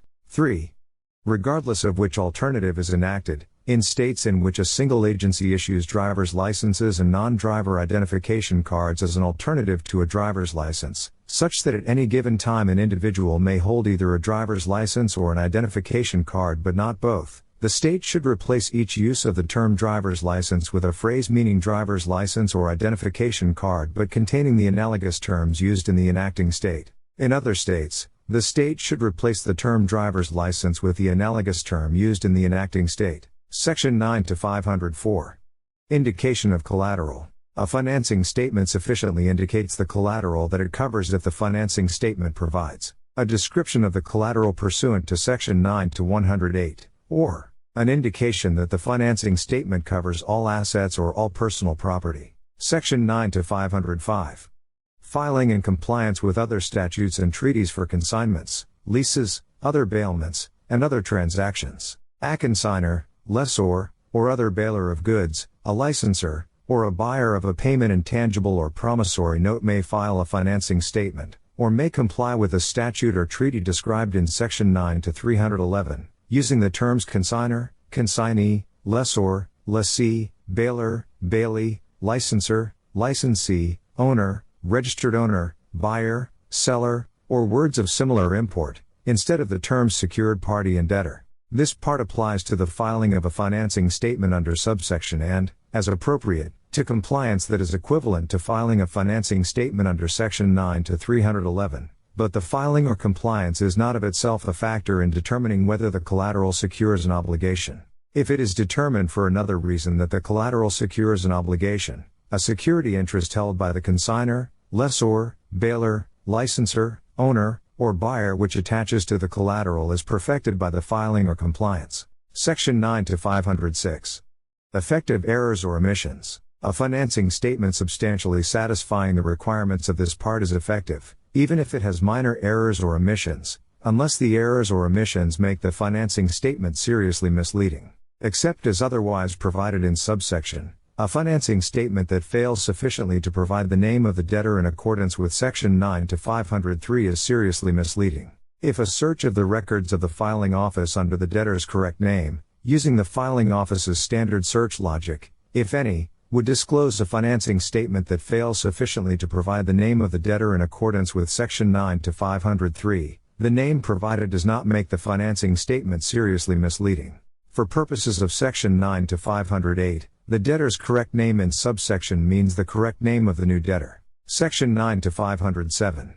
Effect of certain events on effectiveness of financing statement. A filed financing statement remains effective with respect to collateral that is sold, exchanged, leased, licensed, or otherwise disposed of and in which a security interest or agricultural lien continues, even if the secured party knows of or consents to the disposition. Except as otherwise provided in subsection and section 9 to 508, a financing statement is not rendered ineffective if, after the financing statement is filed, the information provided in the financing statement becomes seriously misleading under section 9 to 506. If the name that a filed financing statement provides for a debtor becomes insufficient as the name of the debtor under section 9 to 503 so that the financing statement becomes seriously misleading under section 9 to 506, the financing statement is effective to perfect a security interest in collateral acquired by the debtor before, or within 4 months after, the filed financing statement becomes seriously misleading, and the financing statement is not effective to perfect a security interest in collateral acquired by the debtor more than 4 months after the filed financing statement becomes seriously misleading, unless an amendment to the financing statement which renders the financing statement not seriously misleading is filed within 4 months after the financing statement became seriously misleading. Section 9 to 508. Effectiveness of financing statement if new debtor becomes bound by security agreement. Except as otherwise provided in this section, a filed financing statement naming an original debtor is effective to perfect a security interest in collateral in which a new debtor has or acquires rights to the extent that the financing statement would have been effective had the original debtor acquired rights in the collateral. If the difference between the name of the original debtor and that of the new debtor causes a filed financing statement that is effective under subsection to be seriously misleading under section 9 to 506, the financing statement is effective to perfect a security interest in collateral acquired by the new debtor before, and within 4 months after, the new debtor becomes bound under section 9 to 203. And the financing statement is not effective to perfect a security interest in collateral acquired by the new debtor more than 4 months after the new debtor becomes bound under section 9 to 203 unless an initial financing statement providing the name of the new debtor is filed before the expiration of that time. This section does not apply to collateral as to which a filed financing statement remains effective against the new debtor under section 9 to 507. Section 9 to 509. Persons entitled to file a record. A person may file an initial financing statement, amendment that adds collateral covered by a financing statement, or amendment that adds a debtor to a financing statement only if the debtor authorizes the filing in an authenticated record or pursuant to subsection or the person holds an agricultural lien that has become effective at the time of filing and the financing statement covers only collateral in which the person holds an agricultural lien. By authenticating or becoming bound as debtor by a security agreement, a debtor or new debtor authorizes the filing of an initial financing statement, and an amendment, covering the collateral described in the security agreement, and property that becomes collateral under section 9 to 315, whether or not the security agreement expressly covers proceeds. By acquiring collateral in which a security interest or agricultural lien continues under section 9 to 315, a debtor authorizes the filing of an initial financing statement, and an amendment, covering the collateral and Property that becomes collateral under Section 9 to 315. A person may file an amendment other than an amendment that adds collateral covered by a financing statement or an amendment that adds a debtor to a financing statement only if the secured party of record authorizes the filing, or the amendment is a termination statement for a financing statement as to which the secured party of record has failed to file or send a termination statement as required by Section 9 to 513, or the debtor authorizes the filing, and the termination statement indicates that the debtor authorized it to be filed. If there is more than one secured party of record for a financing statement, each secured party of record may authorize the filing of an amendment under subsection Section 9 to 510. Effectiveness of filed record. A filed record is effective only to the extent that it was filed by a person that may file it under Section 9 to 509. A record authorized by one secured party of record does not affect the financing statement with respect to another secured party of record. A continuation statement that is not filed within the 6-month period prescribed by Section 9 to 515 is ineffective. Section 9 to 511. Secured party of record. A secured party of record with respect to a financing statement is a person whose name is provided as the name of the secured party or a representative of the secured party in an initial financing statement that has been filed. If an initial financing statement is filed under Section 9 to 514, the assignee named in the initial financing statement is the secured party of record with respect to the financing statement. If an amendment of a financing statement which provides the name of a person as a secured party or a representative of a secured party is filed, the person named in the amendment is a secured party of record. If an amendment is filed under Section 9 to 514, the assignee named in the amendment is a secured party of record. A person remains a secured party of record until the filing of an amendment of the financing statement which deletes the person. Section 9 to 512.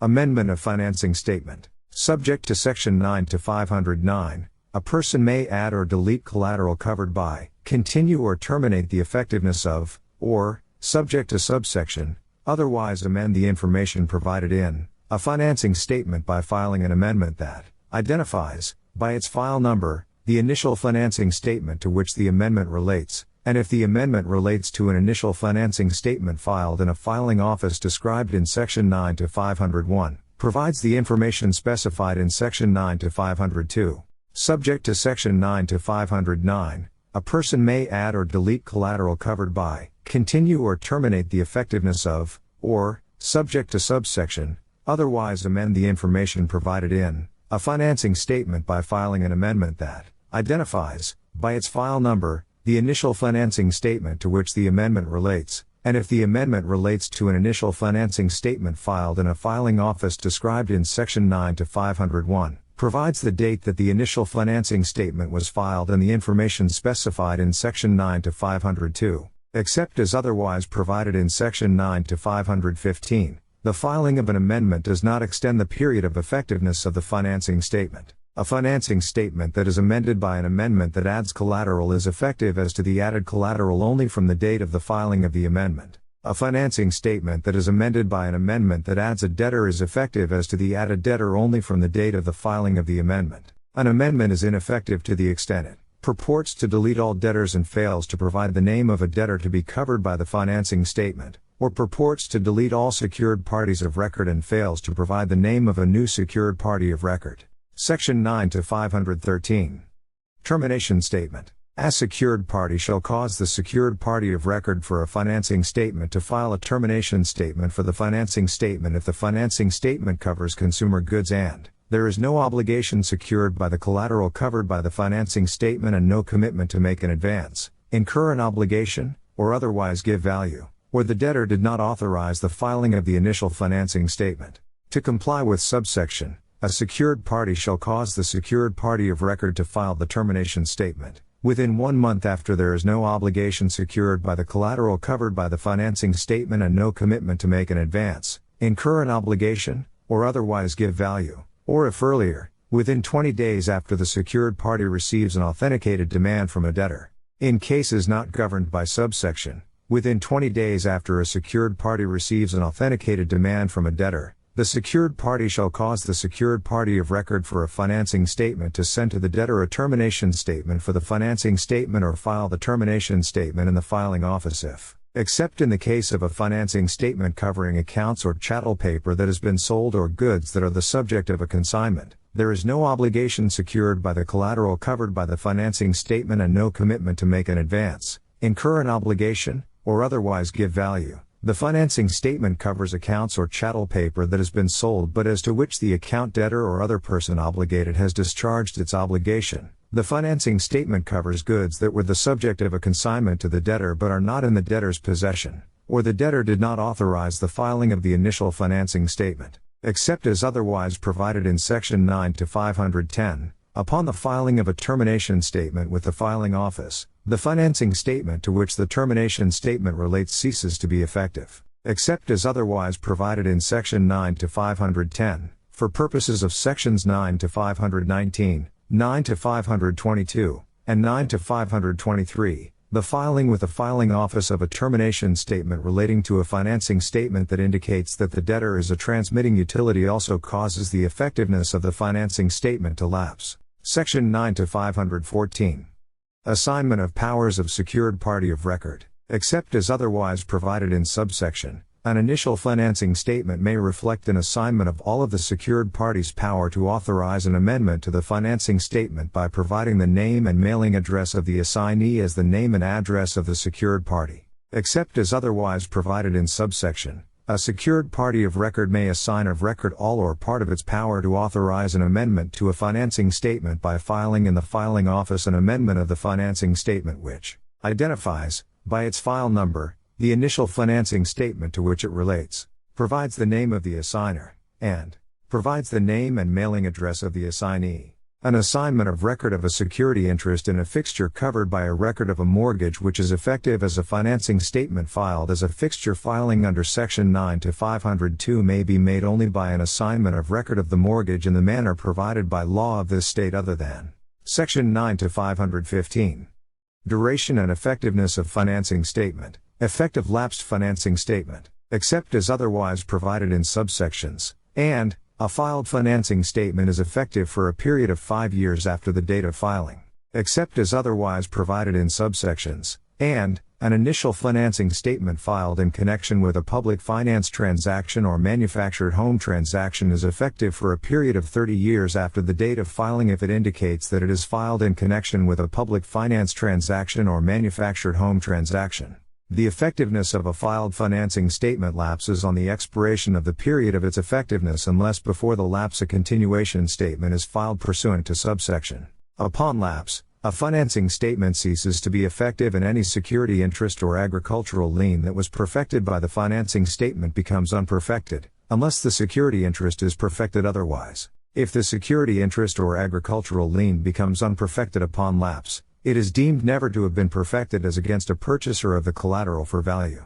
A continuation statement may be filed only within 6 months before the expiration of the 5-year period specified in subsection or the 30-year period specified in subsection, whichever is applicable, except as otherwise provided in Section 9 to 510. Upon timely filing of a continuation statement, the effectiveness of the initial financing statement continues for a period of 5 years commencing on the day on which the financing statement would have become ineffective in the absence of the filing. Upon the expiration of the 5-year period, the financing statement lapses in the same manner as provided in subsection, unless, before the lapse, another continuation statement is filed pursuant to subsection. Succeeding continuation statements may be filed in the same manner to continue the effectiveness of the initial financing statement. If a debtor is a transmitting utility and a filed initial financing statement so indicates, the financing statement is effective until a termination statement is filed. A record of a mortgage that is effective as a financing statement filed as a fixture filing under Section 9502 remains effective as a financing statement filed as a fixture filing until the mortgage is released or satisfied of record or its effectiveness otherwise terminates as to the real property. Section 9 to 516. What constitutes filing? Effectiveness of filing, except as otherwise provided in subsection, communication of a record to a filing office and tender of the filing fee or acceptance of the record by the filing office constitutes filing. Filing does not occur with respect to a record that a filing office refuses to accept because the record is not communicated by a method or medium of communication authorized by the filing office. an amount equal to or greater than the applicable filing fee is not tendered, the filing office is unable to index the record because, in the case of an initial financing statement, the record does not provide a name for the debtor. In the case of an amendment or information statement, the record does not identify the initial financing statement as required by Section 9 to 512 or 9 to 518, as applicable, or identifies an initial financing statement whose effectiveness has lapsed under Section 9 to 515. In the case of an initial financing statement that provides the name of a debtor identified as an individual or an amendment that provides a name of a debtor identified as an individual which was not previously provided in the financing statement to which the record relates, the record does not identify the debtor's last name, or in the case of a record filed in the filing office described in Section 9 to 501, the record does not provide a sufficient description of the real property to which it relates. In the case of an initial financing statement or an amendment that adds a secured party of record, the record does not provide a name and mailing address for the secured party of record. In the case of an initial financing statement or an amendment that provides a name of a debtor which was not previously provided in the financing statement to which the amendment relates, the record does not provide a mailing address for the debtor, or indicate whether the name provided as the name of the debtor is the name of an individual or an organization, or if the financing statement indicates that the debtor is an organization, provide a type of organization for the debtor, a jurisdiction of organization for the debtor, or an organizational identification number for the debtor, or indicate that the debtor has none. In the case of an assignment reflected in an initial financing statement under Section 9 to 514 or an amendment filed under Section 9 to 514, the record does not provide a name and mailing address for the assignee, or in the case of a continuation statement, the record is not filed within the 6-month period prescribed by Section 9 to 515. For purposes of subsection, a record does not provide information if the filing office is unable to read or decipher the information, and a record that does not indicate that it is an amendment or identify an initial financing statement to which it relates, as required by Section 9 to 512, 9 to 514, or 9 to 518, is an initial financing statement, a record that is communicated to the filing office with tender of the filing fee, but which the filing office refuses to accept for a reason other than one set forth in subsection, is effective as a filed record except as against a purchaser of the collateral which gives value and reasonable reliance upon the absence of the record from the files. Section 9 to 517.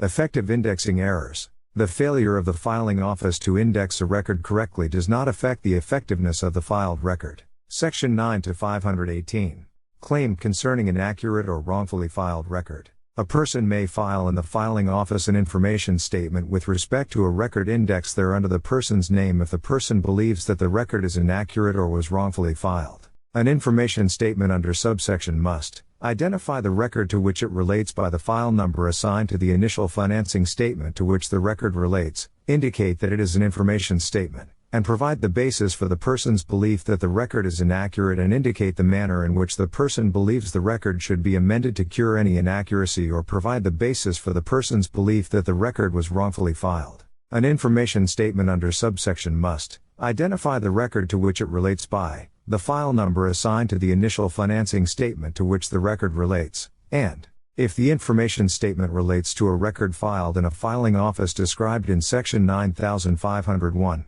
the date that the initial financing statement was filed and the information specified in Section 9 to 502, indicate that it is an information statement, and provide the basis for the person's belief that the record is inaccurate and indicate the manner in which the person believes the record should be amended to cure any inaccuracy or provide the basis for the person's belief that the record was wrongfully filed. An information statement under subsection must identify the record to which it relates by the file number assigned to the initial financing statement to which the record relates, indicate that it is an information statement, and provide the basis for the person's belief that the person that filed the record was not entitled to do so under Section 9 to 509. An information statement under subsection must identify the record to which it relates by the file number assigned to the initial financing statement to which the record relates, and if the information statement relates to a record filed in a filing office described in Section 9501, the date that the initial financing statement was filed and the information specified in Section 9 to 502, indicate that it is an information statement, and provide the basis for the person's belief that the person that filed the record was not entitled to do so under Section 9 to 509. The filing of an information statement does not affect the effectiveness of an initial financing statement or other filed record. Legislative note: states whose real estate filing offices require additional information and amendments and cannot search their records by both the name of the debtor and the file number should enact Alternative B to Sections 9 to 512, 9518, 9 to 518, 9 to 519 and 9 to 522. 2. Section 9 to 519. Numbering, maintaining, and indexing records, communicating information provided in records. For each record filed in a filing office, the filing office shall assign a unique number to the filed record, create a record that bears the number assigned to the filed record and the date and time of filing, maintain the filed record for public inspection, and index the filed record in accordance with subsections, and a file number must include a digit that is mathematically derived from or related to the other digits of the file number, and aids the filing office in determining whether a number communicated as the file number includes a single digit or transpositional error, except as otherwise provided in subsections, and the filing office shall index an initial financing statement according to the name of the debtor and index all filed records relating to the initial financing statement in a manner that associates with one another an initial financing statement and all filed records relating to the initial financing statement, and index a record that provides a name of a debtor which was not previously provided in the financing statement to which the record relates also according to the name that was not previously provided.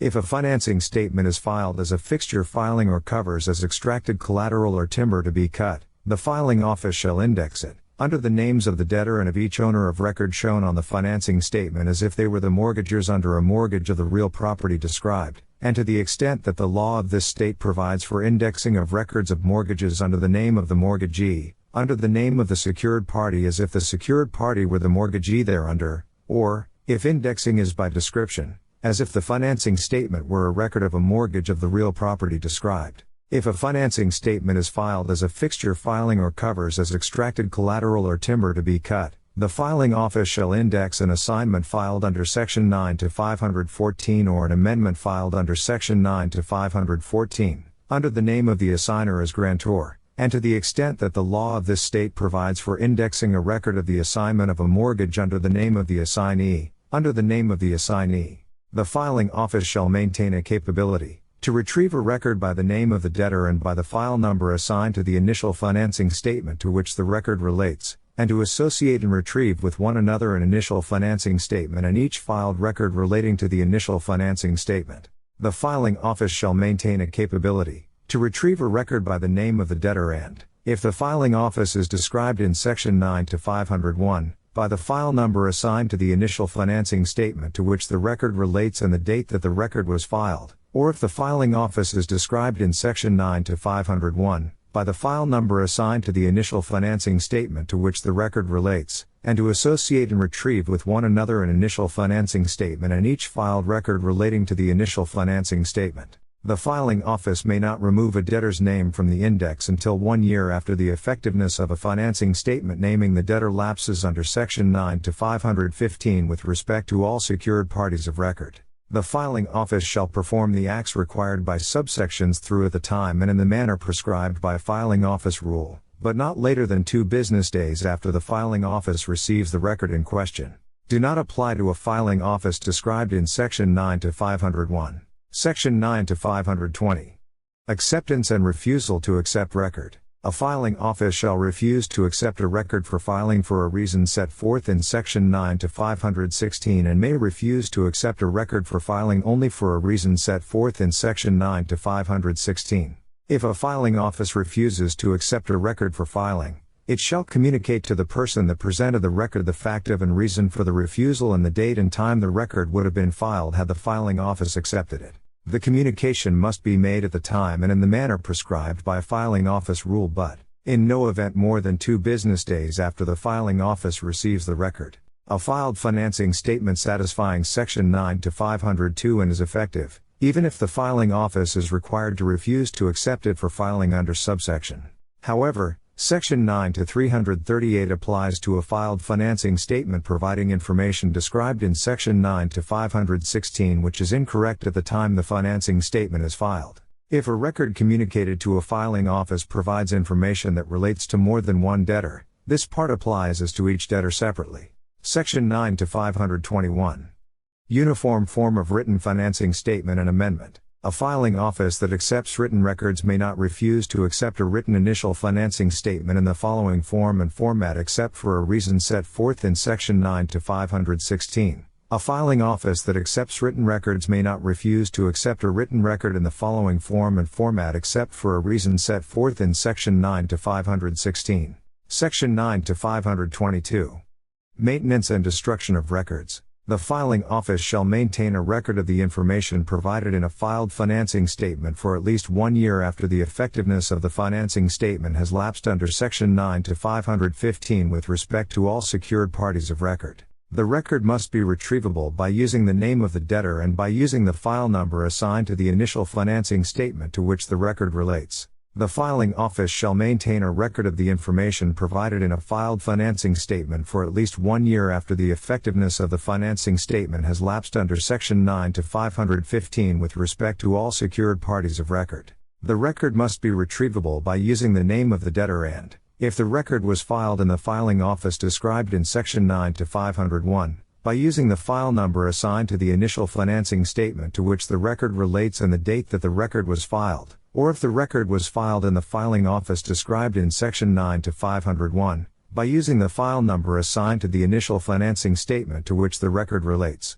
Except to the extent that a statute governing disposition of public records provides otherwise, the filing office immediately may destroy any written record evidencing a financing statement. However, if the filing office destroys a written record, it shall maintain another record of the financing statement which complies with subsection Section 9 to 523. Information from filing office, sale or license of records. If a person that files a written record requests an acknowledgement of the filing office shall send to the person an image of the record showing the number assigned to the record pursuant to Section 9 to 519 and the date and time of the filing of the record. However, if the person furnishes a copy of the record to the filing office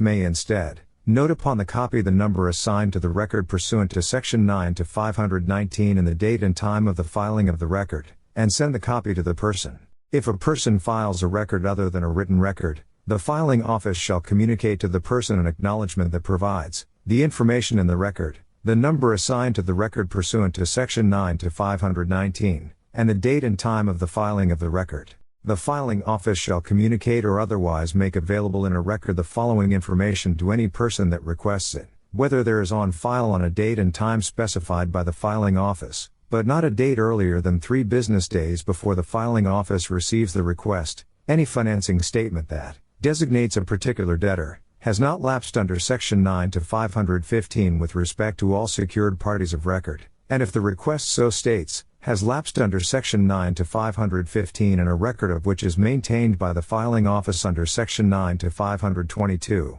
the date and time of filing of each financing statement, and the information provided in each financing statement. In complying with its duty under subsection, the filing office may communicate information in any medium. However, if requested, the filing office shall communicate information by issuing. The filing office shall perform the acts required by subsections through at the time and in the manner prescribed by filing office rule, but not later than 2 business days after the filing office receives the request. At least weekly, the shall offer to sell or license to the public on a non-exclusive basis, in bulk, copies of all records filed in it under this part, in every medium from time to time available to the filing office. Section 9 to 524. Delay by filing office. Delay by the filing office beyond a time limit prescribed by this part is excused if the delay is caused by interruption of communication or computer facilities, war, emergency conditions, failure of equipment, or other circumstances beyond control of the filing office, and the filing office exercises reasonable diligence under the circumstances. Section 9 to 525. Fees. Except as otherwise provided in subsection, the fee for filing and indexing a record under this part, other than an initial financing statement of the kind described in subsection, is $_ if the record is communicated in writing and consists of 1 or 2 pages, $_ if the record is communicated in writing and consists of more than 2 pages, and $_ if the record is communicated by another medium authorized by filing office rule, except as otherwise provided in subsection. The fee for filing and indexing an initial financing statement of the following kind is $_ if the financing statement indicates that it is filed in connection with a public finance transaction, $_ if the financing statement indicates that it is filed in connection with a manufactured home transaction. The number of names required to be indexed does not affect the amount of the fee in subsections and, except as otherwise provided in subsection, if a record is communicated in writing, the fee for each name more than 2 required to be indexed is $. The fee for responding to a request for information from the filing office, including for whether there is on file any financing statement naming a particular debtor, is $_ if the request is communicated in writing, and $_ if the request is communicated by another medium authorized by filing office rule. This section does not require a fee with respect to a record of a mortgage which is effective as a financing statement filed as a fixture filing or as a financing statement covering as extracted collateral or timber to be cut under Section 9 to 502. However, the recording and satisfaction fees that otherwise would be applicable to the record of the mortgage apply. Section 9 to 526. Filing Office Rules. The shall adopt and publish rules to implement this article. The filing office rules must be consistent with this article. To keep the filing office rules and practices of the filing office in harmony with the rules and practices of filing offices in other jurisdictions that enact substantially this part, and to keep the technology used by the filing office compatible with the technology used by filing offices in other jurisdictions that enact substantially this part, so far as is consistent with the purposes, policies, and provisions of this article, in adopting, amending, and repealing filing office rules, shall consult with filing offices in other jurisdictions that enact substantially this part, and consult the most recent version of the model rules promulgated by the International Association of Corporate Administrators or any successor organization, and take into consideration the rules and practices of, and the technology used by, filing offices in other jurisdictions that enact substantially this part. Section 9 to 527. Duty to report. The shall report to thee on the operation of the filing office. The report must contain a statement of the extent to which the filing office rules are not in harmony with the rules of filing offices in other jurisdictions that enact substantially this part and the reasons for these variations, and the filing office rules are not in harmony with the most recent version of the model rules promulgated by the International Association of Corporate Administrators, or any successor organization, and the reasons for these variations. Section 9 to 601. Rights after default, judicial enforcement, consignor or buyer of accounts, chattel paper, payment intangibles, or promissory notes. After default, a secured party has the rights provided in this part and, except as otherwise provided in Section 9602, those provided by agreement of the parties. A secured party may reduce a claim to judgment, foreclose, or otherwise enforce the claim, security interest, or agricultural lien by any available judicial procedure, and if the collateral is documents, may proceed either as to the documents or as to the goods they cover. A secured party in possession of collateral or control of collateral under Section 9 to 104, 9 to 105, 9 to 106, or 9107 has the rights and duties provided in Section 9 to 207. The rights under subsections and are cumulative and may be exercised simultaneously, except as otherwise provided in subsection and Section 9 to 605. After default, a debtor and an obligor have the rights provided in this part and by agreement of the parties. If a secured party has reduced its claim to judgment, the lien of any levy that may be made upon the collateral by virtue of an execution based upon the judgment relates back to the earliest of the date of perfection of the security interest or agricultural lien in the collateral, the date of filing a financing statement covering the collateral, or any date specified in a statute under which the agricultural lien was created. A sale pursuant to an execution is a foreclosure of the security interest or agricultural lien by judicial procedure within the meaning of this section. A secured party may purchase at the sale and thereafter hold the collateral free of any other requirements of this article, except as otherwise provided in Section 9 to 607. This part imposes no duties upon a secured party that is a consignor or is a buyer of accounts, chattel paper, payment intangibles, or promissory notes. Section 9 to 602.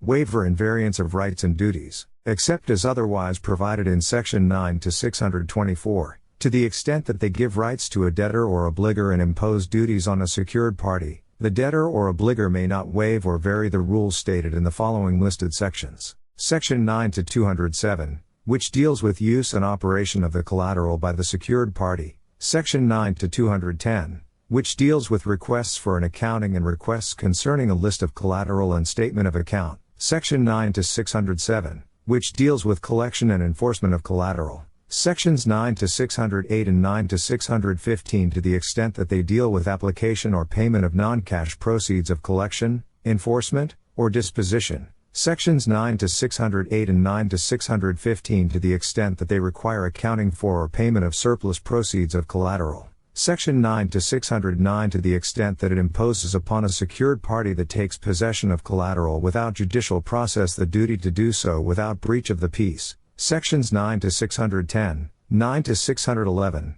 9 to 613, and 9 to 614, which deal with disposition of collateral. Section 9 to 615, which deals with calculation of a deficiency or surplus when a disposition is made to the secured party, a person related to the secured party, or a secondary obligor. Section 9 to 616, which deals with explanation of the calculation of a surplus or deficiency. Sections 9 to 620, 9 to 621, and 9 to 622, which deal with acceptance of collateral and satisfaction of obligation. Section 9 to 623, which deals with redemption of collateral. Section 9 to 624, which deals with permissible waivers, and Sections 9 to 625 and 9 to 626, which deal with the secured party's liability for failure to comply with this article. Section 9 to 603.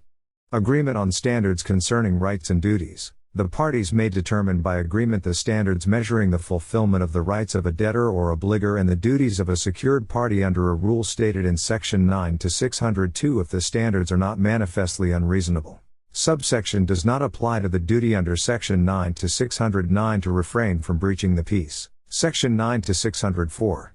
Procedure if security agreement covers real property or fixtures. If a security agreement covers both personal and real property, a secured party may proceed under this part as to the personal property without prejudicing any rights with respect to the real property, or as to both the personal property and the real property in accordance with the rights with respect to the real property, in which case the other provisions of this part do not apply. Subject to subsection, if a security agreement covers goods that are or become fixtures, a secured party may proceed under this part, or in accordance with the rights with respect to real property, in which case the other provisions of this part do not apply. Subject to the other provisions of this part, if a secured party holding a security interest in fixtures has priority over all owners and encumbrances of the real property, the secured party, after default, may remove the collateral from the real property. A secured party that removes collateral shall promptly reimburse any encumbrancer or owner of the real property, other than the debtor, for the cost of repair of any physical injury caused by the removal.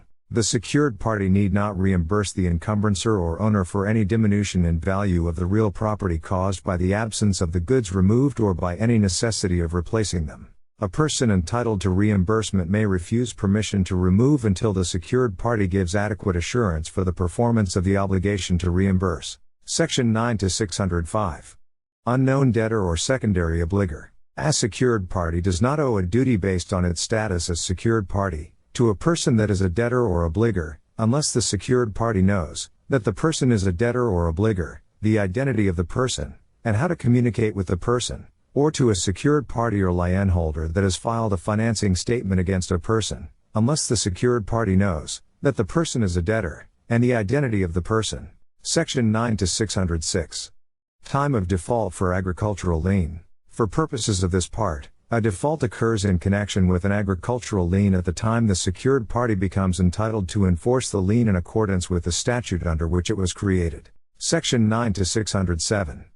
Collection and enforcement by secured party. If so agreed, and in any event after default, a secured party may notify an account debtor or other person obligated on collateral to make payment or otherwise render performance to or for the benefit of the secured party, may take any proceeds to which the secured party is entitled under Section 9 to 315, may enforce the obligations of an account debtor or other person obligated on collateral and exercise the rights of the debtor with respect to the obligation of the account debtor or other person obligated on collateral to make payment or otherwise render performance to the debtor, and with respect to any property that secures the obligations of the account debtor or other person obligated on the collateral, if it holds a security interest in a deposit account perfected by control under Section 9 to 104, may apply the balance of the deposit account to the obligation secured by the deposit account, and if it holds a security interest in a deposit account perfected by control under Section 9 to 104 or, may instruct the bank to pay the balance of the deposit account to or for the benefit of the secured party,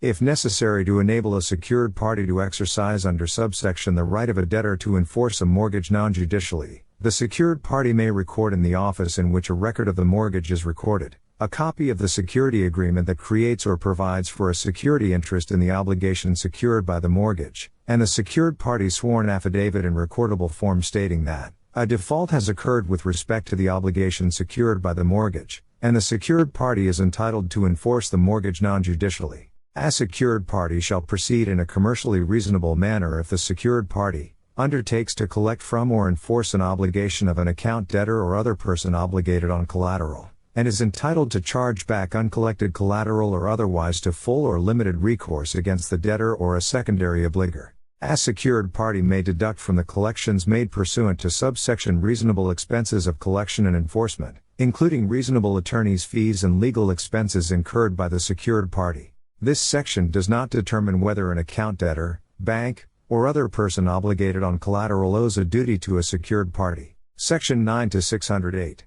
Application of proceeds of collection or enforcement, liability for deficiency and right to surplus. If a security interest or agricultural lien secures payment or performance of an obligation, the following rules apply. A secured party shall apply or pay over for application the cash proceeds of collection or enforcement under Section 9 to 607 in the following order to the reasonable expenses of collection and enforcement and, to the extent provided for by agreement and not prohibited by law, reasonable attorney's fees and legal expenses incurred by the secured party, the satisfaction of obligations secured by the security interest or agricultural lien under which the collection or enforcement is made, and the satisfaction of obligations secured by any subordinate security interest in or other lien on the collateral subject to the security interest or agricultural lien under which the collection or enforcement is made if the secured party receives an authenticated demand for proceeds before distribution of the proceeds is completed. If requested by a secured party, a holder of a subordinate security interest or other lien shall furnish reasonable proof of the interest or lien within a reasonable time.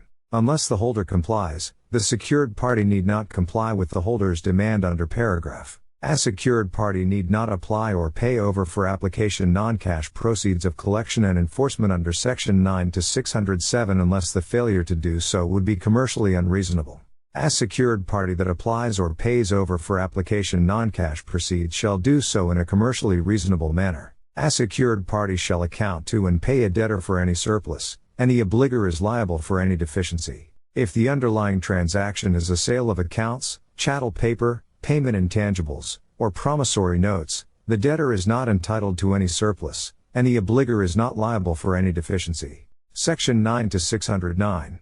Secured party's right to take possession after default. After default, a secured party may take possession of the collateral, and without removal, may render equipment unusable and dispose of collateral on a debtor's premises under Section 9 to 610. A secured party may proceed under subsection, pursuant to judicial process, or, without judicial process, if it proceeds without breach of the peace, if so agreed, and in any event after default, a secured party may require the debtor to assemble the collateral and make it available to the secured party at a place to be designated by the secured party which is reasonably convenient to both parties. Section 9 to 610.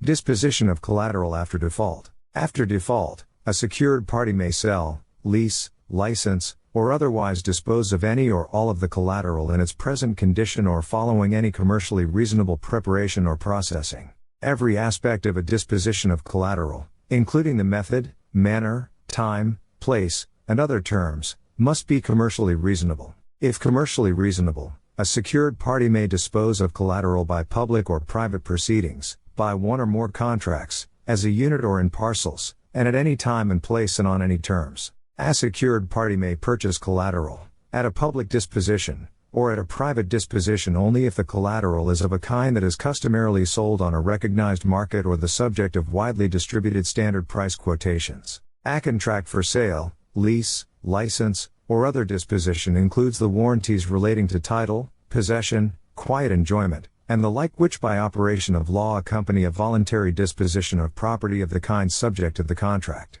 A secured party may disclaim or modify warranties under subsection in a manner that would be effective to disclaim or modify the warranties in a voluntary disposition of property of the kind subject to the contract of disposition by communicating to the purchaser a record evidencing the contract for disposition and including an express disclaimer or modification of the warranties. A record is sufficient to disclaim warranties under subsection if it indicates there is no warranty relating to title, possession, quiet enjoyment, or the like in this disposition, or uses words of similar import. Section 9 to 611. Notification before disposition of collateral. In this section, notification date means the earlier of the date on which a secured party sends to the debtor and any secondary obligor an authenticated notification of disposition, or the debtor and any secondary obligor waive the right to notification, except as otherwise provided in subsection. A secured party that disposes of collateral under Section 9610 shall send to the person specified in subsection a reasonable authenticated notification of disposition. To comply with subsection, the secured party shall send an authenticated notification of disposition to the debtor, any secondary obligor, and if the collateral is other than consumer goods, any other person from which the secured party has received, before the notification date, an authenticated notification of a claim of an interest in the collateral. Any other secured party or lienholder that, 10 days before the notification date, held a security interest in or other lien on the collateral perfected by the filing of a financing statement that identified the collateral, was indexed under the debtor's name as of that date, and was filed in the office in which to file a financing statement against the debtor covering the collateral as of that date, and any other secured party that, 10 days before the notification date, held a security interest in the collateral perfected by compliance with a statute, regulation, or treaty described in Section 9 to 311. Subsection does not apply if the collateral is perishable or threatens to decline speedily in value or is of a type customarily sold on a recognized market. A secured party complies with the requirement for notification prescribed by subsection if, not later than 20 days or earlier than 30 days before the notification date, the secured party requests, in a commercially reasonable manner, information concerning financing statements indexed under the debtor's name in the office indicated in subsection, and before the notification date, the secured party did not receive a response to the request for information, or received a response to the request for information and sent an authenticated notification of disposition to each secured party or other lienholder named in that response whose financing statement covered the collateral. Section 9 to 612. Timeliness of notification before disposition of collateral, except as otherwise provided in subsection. Whether a notification is sent within a reasonable time is a question of fact. In a transaction other than a consumer transaction, a notification of disposition sent after default and 10 days or more before the earliest time of disposition set forth in the notification is sent within a reasonable time before the disposition. Section 9 to 613. Contents and form of notification before disposition of collateral. General. Except in a consumer goods transaction, the following rules apply. The contents of a notification of disposition are sufficient if the notification describes the debtor and the secured party, describes the collateral that is the subject of the intended disposition, states the method of intended disposition, states that the debtor is entitled to an accounting of the unpaid indebtedness and states the charge, if any, for an accounting, and states the time and place of a public disposition or the time after which any other disposition is to be made. Whether the contents of a notification that lacks any of the information specified in paragraph are nevertheless sufficient is a question of fact. The contents of a notification providing substantially the information specified in paragraph are sufficient, even if the notification includes information not specified by that paragraph, or minor errors that are not seriously misleading. A particular phrasing of the notification is not required. The following form of notification and the form appearing in Section 9 to 614, when completed, each provides sufficient information. Notification of disposition of collateral to, from, name of debtor. We will sell thee in public as follows, day and date, _time, _place, We will sell the privately sometime after. You are entitled to an accounting of the unpaid indebtedness secured by the property that we intend to sell. You may request an accounting by calling us at Section 9 to 614. Contents and form of notification before disposition of collateral. Consumer goods transaction. In a consumer goods transaction, the following rules apply. A notification of disposition must provide the following information. The information specified in Section 9 to 613, a description of any liability for a deficiency of the person to which the notification is sent, a telephone number from which the amount that must be paid to the secured party to redeem the collateral under Section 9 to 623 is available, and a telephone number or mailing address from which additional information concerning the disposition and the obligation secured is available. A particular phrasing of the notification is not required. The following form of notification, when completed, provides sufficient information. Notice of our plan to sell property subject. We have your, because you broke promises in our agreement. We will sell at public sale. A sale could include a lease or license. The sale will be held as follows. Date, _time, _place, you may attend the sale and bring bidders if you want. We will sell at private sales sometime after. A sale could include a lease or license. The money that we get from the sale will reduce the amount you owe. If we get less money than you owe, you still owe us the difference. If we get more money than you owe, you will get the extra money, unless we must pay it to someone else. You can get the property back at any time before we sell it by paying us the full amount you owe, including our expenses. To learn the exact amount you must pay, call us at. If you want us to explain to you in writing how we have figured the amount that you owe us, you may call us at, and request a written explanation. If you need more information about the sale, call us at. We are sending this notice to the following other people who have an interest in or who owe money under your agreement. A notification in the form of paragraph is sufficient, even if additional information appears at the end of the form. A notification in the form of paragraph is sufficient, even if it includes errors in information not required by paragraph, unless the error is misleading with respect to rights arising under this article. If a notification under this section is not in the form of paragraph, law other than this article determines the effect of including information not required by paragraph. Section 9 to 615. Application of proceeds of disposition, liability for deficiency and right to surplus. A secured party shall apply or pay over for application the cash proceeds of disposition under Section 9 to 610 in the following order to the reasonable expenses of retaking, holding, preparing for disposition, processing, and disposing, and, to the extent provided for by agreement and not prohibited by law, reasonable attorney's fees and legal expenses incurred by the secured party. The satisfaction of obligations secured by the security interest or agricultural lien under which the disposition is made. The satisfaction of obligations secured by any subordinate security interest in or other subordinate lien on the collateral if the secured party receives from the holder of the subordinate security interest or other lien an authenticated demand for proceeds before distribution of the proceeds is completed, and in a case in which a consignor has an interest in the collateral, the subordinate security interest or other lien is senior to the interest of the consignor, and a secured party that is a consignor of the collateral if the secured party receives from the consignor an authenticated demand for proceeds before distribution of the proceeds is completed. If requested by a secured party, a holder of a subordinate security interest or other lien shall furnish reasonable proof of the interest or lien within a reasonable time. Unless the holder does so, the secured party need not comply with the holder's demand under subsection. A secured party need not apply or pay over for application non-cash proceeds of disposition under Section 9 to 610 unless the failure to do so would be commercially unreasonable. A secured party that applies or pays over for application non-cash proceeds shall do so in a commercially reasonable manner. If the security interest under which a disposition is made secures payment or performance of an obligation, after making the payments and applications required by subsection and permitted by subsection, unless subsection requires the secured party to apply or pay over cash proceeds to a consignor, the secured party shall account to and pay a debtor for any surplus, and the obligor is liable for any deficiency. If the underlying transaction is a sale of accounts, chattel paper, payment intangibles, or promissory notes, the debtor is not entitled to any surplus,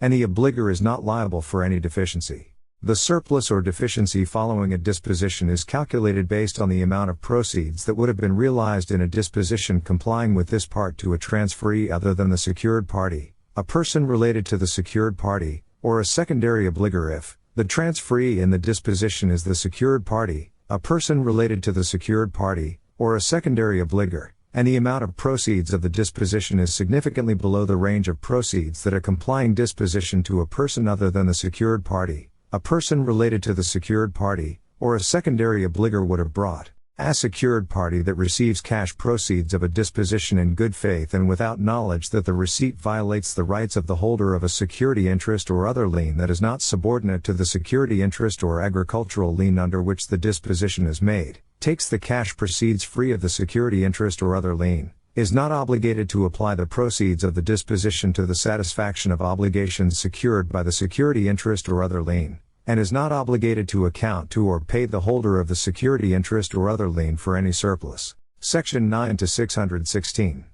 Explanation of calculation of surplus or deficiency. In this section, explanation means a writing that states the amount of the surplus or deficiency, provides an explanation in accordance with subsection of how the secured party calculated the surplus or deficiency, states, if applicable, that future debits, credits, charges, including additional credit service charges or interest, rebates, and expenses may affect the amount of the surplus or deficiency, and provides a telephone number or mailing address from which additional information concerning the transaction is available. Request means a record, authenticated by a debtor or consumer obligor, requesting that the recipient provide an explanation, and sent after disposition of the collateral under Section 9 to 610. In a consumer goods transaction in which the debtor is entitled to a surplus or a consumer obligor is liable for a deficiency under Section 9 to 615, the secured party shall send an explanation to the debtor or consumer obligor, as applicable,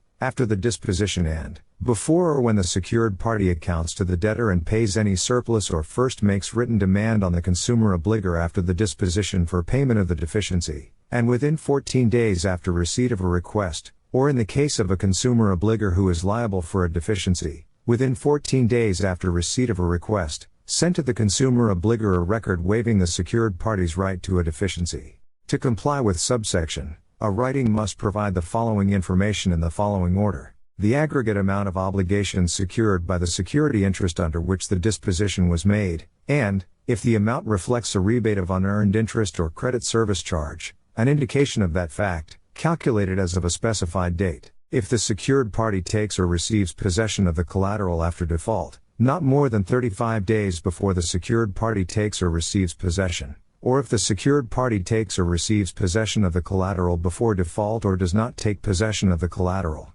not more than 35 days before the disposition, the amount of proceeds of the disposition, the aggregate amount of the obligations after deducting the amount of proceeds, the amount, in the aggregate or by type, and types of expenses, including expenses of retaking, holding, preparing for disposition, processing, and disposing of the collateral, and attorney's fees secured by the collateral which are known to the secured party and relate to the current disposition, the amount, in the aggregate or by type, and types of credits, including rebates of interest or credit service charges, to which the obligor is known to be entitled and which are not reflected in the amount in paragraph, and the amount of the surplus or deficiency.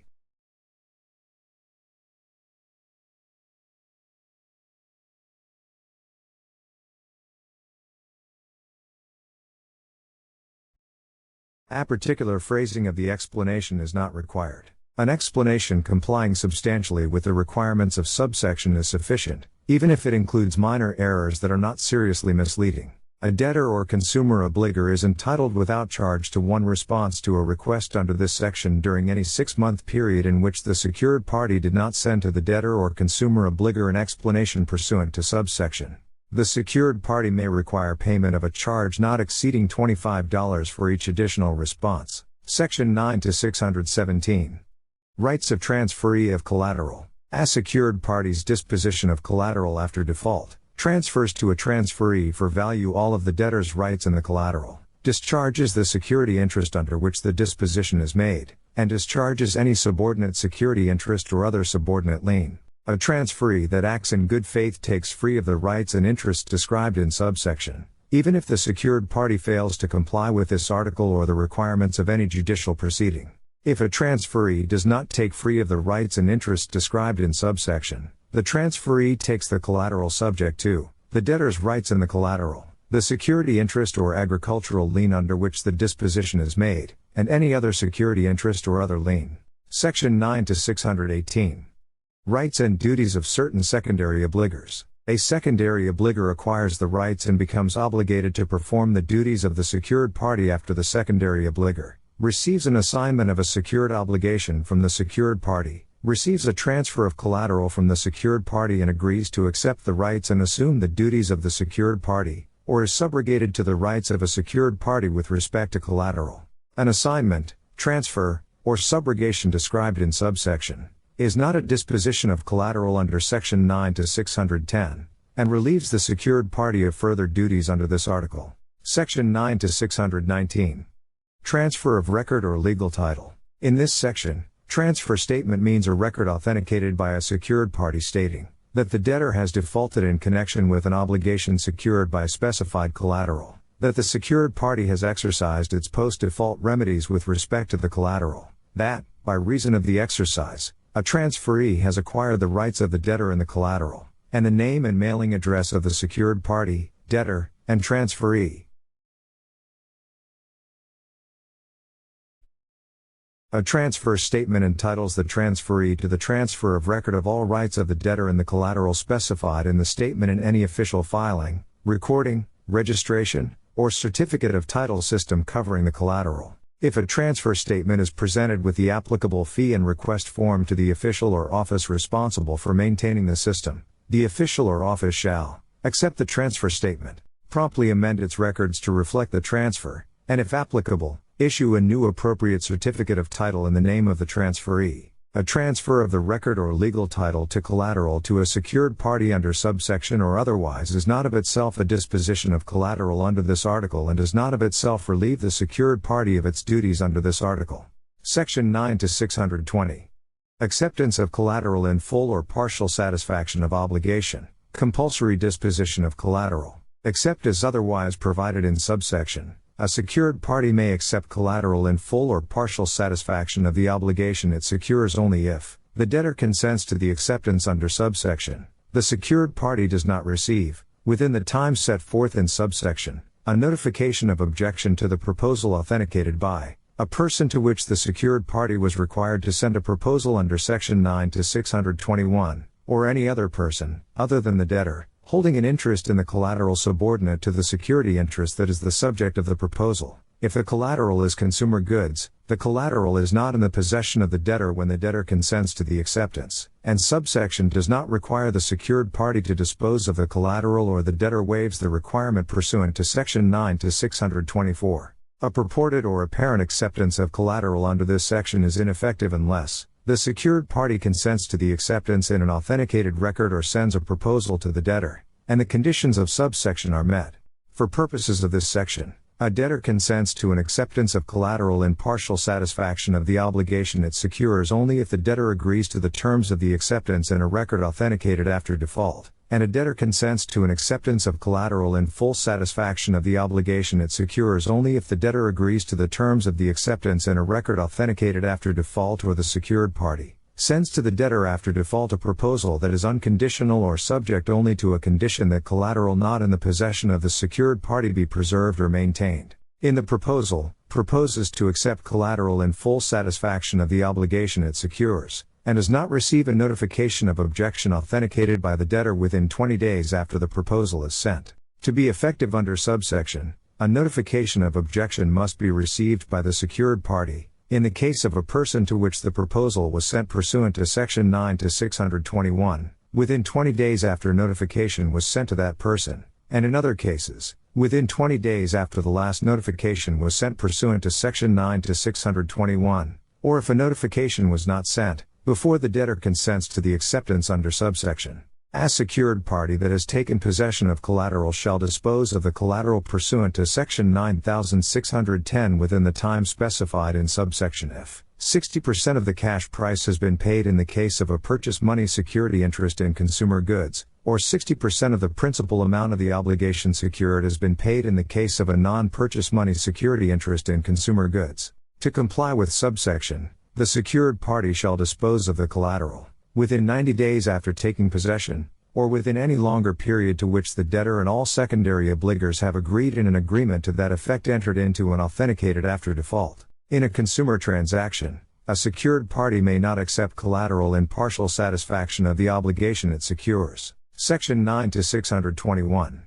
Notification of proposal to accept collateral. A secured party that desires to accept collateral in full or partial satisfaction of the obligation it secures shall send its proposal to any person from which the secured party has received, before the debtor consented to the acceptance, an authenticated notification of a claim of an interest in the collateral. Any other secured party or lien holder that, 10 days before the debtor consented to the acceptance, held a security interest in or other lien on the collateral perfected by the filing of a financing statement that identified the collateral, was indexed under the debtor's name as of that date, and was filed in the office or offices in which to file a financing statement against the debtor covering the collateral as of that date, and any other secured party that, 10 days before the debtor consented to the acceptance, held a security interest in the collateral perfected by compliance with a statute, regulation, or treaty described in Section 9 to 311. A secured party that desires to accept collateral in partial satisfaction of the obligation it secures shall send its proposal to any secondary obligor in addition to the persons described in subsection.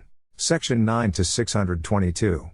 Effective acceptance of collateral. A secured party's acceptance of collateral in full or partial satisfaction of the obligation it secures, discharges the obligation to the extent consented to by the debtor, transfers to the secured party all of a debtor's rights in the collateral, discharges the security interest or agricultural lien that is the subject of the debtor's consent and any subordinate security interest or other subordinate lien, and terminates any other subordinate interest. A subordinate interest is discharged or terminated under subsection, even if the secured party fails to comply with this article. Section 9 to 623. Right to redeem collateral. A debtor, any secondary obligor, or any other secured party or lien holder may redeem collateral. To redeem collateral, a person shall tender fulfillment of all obligations secured by the collateral, and the reasonable expenses and attorney's fees described in Section 9 to 615. A redemption may occur at any time before a secured party has collected collateral under Section 9 to 607, has disposed of collateral or entered into a contract for its disposition under Section 9 to 610, or has accepted collateral in full or partial satisfaction of the obligation it secures under Section 9 to 622. Section 9 to 624.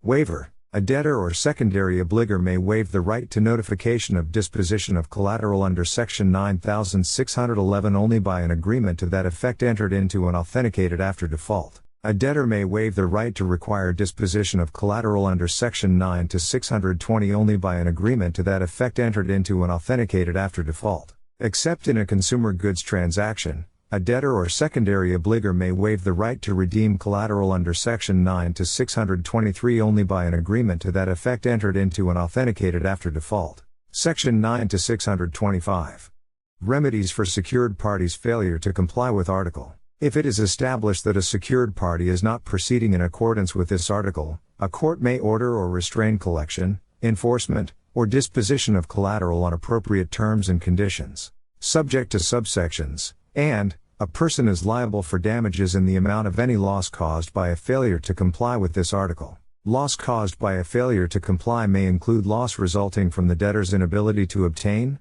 or increased costs of, alternative financing. Except as otherwise provided in Section 9 to 628, a person that, at the time of the failure, was a debtor, was an obligor, or held a security interest in or other lien on the collateral may recover damages under subsection for its loss, and if the collateral is consumer goods, a person that was a debtor or a secondary obligor at the time a secured party failed to comply with this part may recover for that failure in any event an amount not less than the credit service charge plus 10% of the principal amount of the obligation or the time price differential plus 10% of the cash price. A debtor whose deficiency is eliminated under Section 9 to 626 may recover damages for the loss of any surplus. However, a debtor or secondary obligor whose deficiency is eliminated or reduced under Section 9 to 626 may not otherwise recover under subsection for non-compliance with the provisions of this part relating to collection, enforcement, disposition, or acceptance. In addition to any damages recoverable under subsection,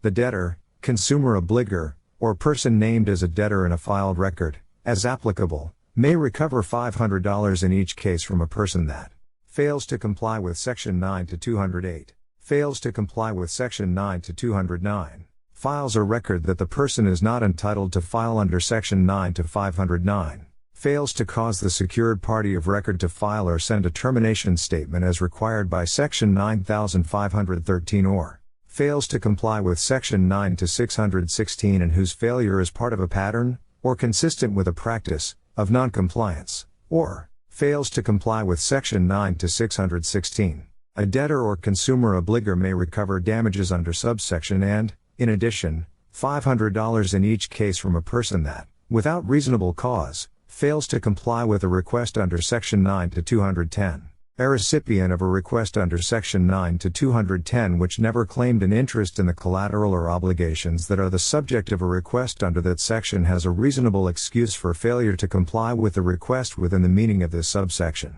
If a secured party fails to comply with a request regarding a list of collateral or a statement of account under Section 9 to 210, the secured party may claim a security interest only as shown in the list or statement included in the request as against a person that is reasonably misled by the failure. Section 9 to 626.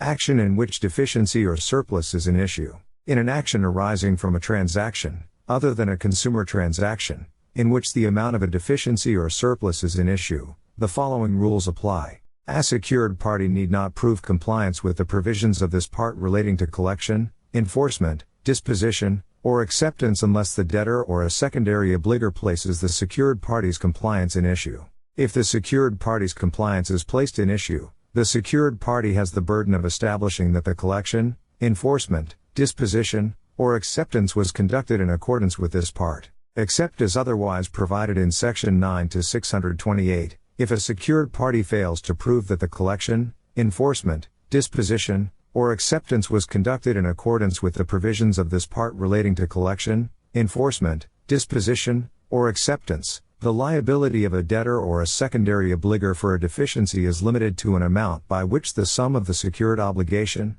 expenses, and attorney's fees exceeds the greater of the proceeds of the collection, enforcement, disposition, or acceptance, or the amount of proceeds that would have been realized had the non-complying secured party proceeded in accordance with the provisions of this part relating to collection, enforcement, disposition, or acceptance. For purposes of paragraph, the amount of proceeds that would have been realized is equal to the sum of the secured obligation, expenses, and attorney's fees unless the secured party proves that the amount is less than that sum. If a deficiency or surplus is calculated under Section 9 to 615, the debtor or obligor has the burden of establishing that the amount of proceeds of the disposition is significantly below the range of prices that a complying disposition to a person other than the secured party, a person related to the secured party, or a secondary obligor would have brought. The limitation of the rules in subsection to transactions other than consumer transactions is intended to leave to the court the determination of the proper rules in consumer transactions. The court may not infer from that limitation the nature of the proper rule in consumer transactions and may continue to apply established approaches. Section 9 to 627. Determination of whether conduct was commercially reasonable. The fact that a greater amount could have been obtained by a collection, enforcement, disposition, or acceptance at a different time or in a different method from that selected by the secured party is not of itself sufficient to preclude the secured party from establishing that the collection, enforcement, disposition, or acceptance was made in a commercially reasonable manner. A disposition of collateral is made in a commercially reasonable manner if the disposition is made, in the usual manner on any recognized market, at the price current in any recognized market at the time of the disposition, or otherwise in conformity with reasonable commercial practices among dealers in the type of property that was the subject of the disposition. A collection, enforcement, disposition, or acceptance is commercially reasonable if it has been approved, in a judicial proceeding, by a bona fide creditors committee, by a representative of creditors, or by an assignee for the benefit of creditors. Approval under subsection need not be obtained, and lack of approval does not mean that the collection, enforcement, disposition, or acceptance is not commercially reasonable. Section 9 to 628.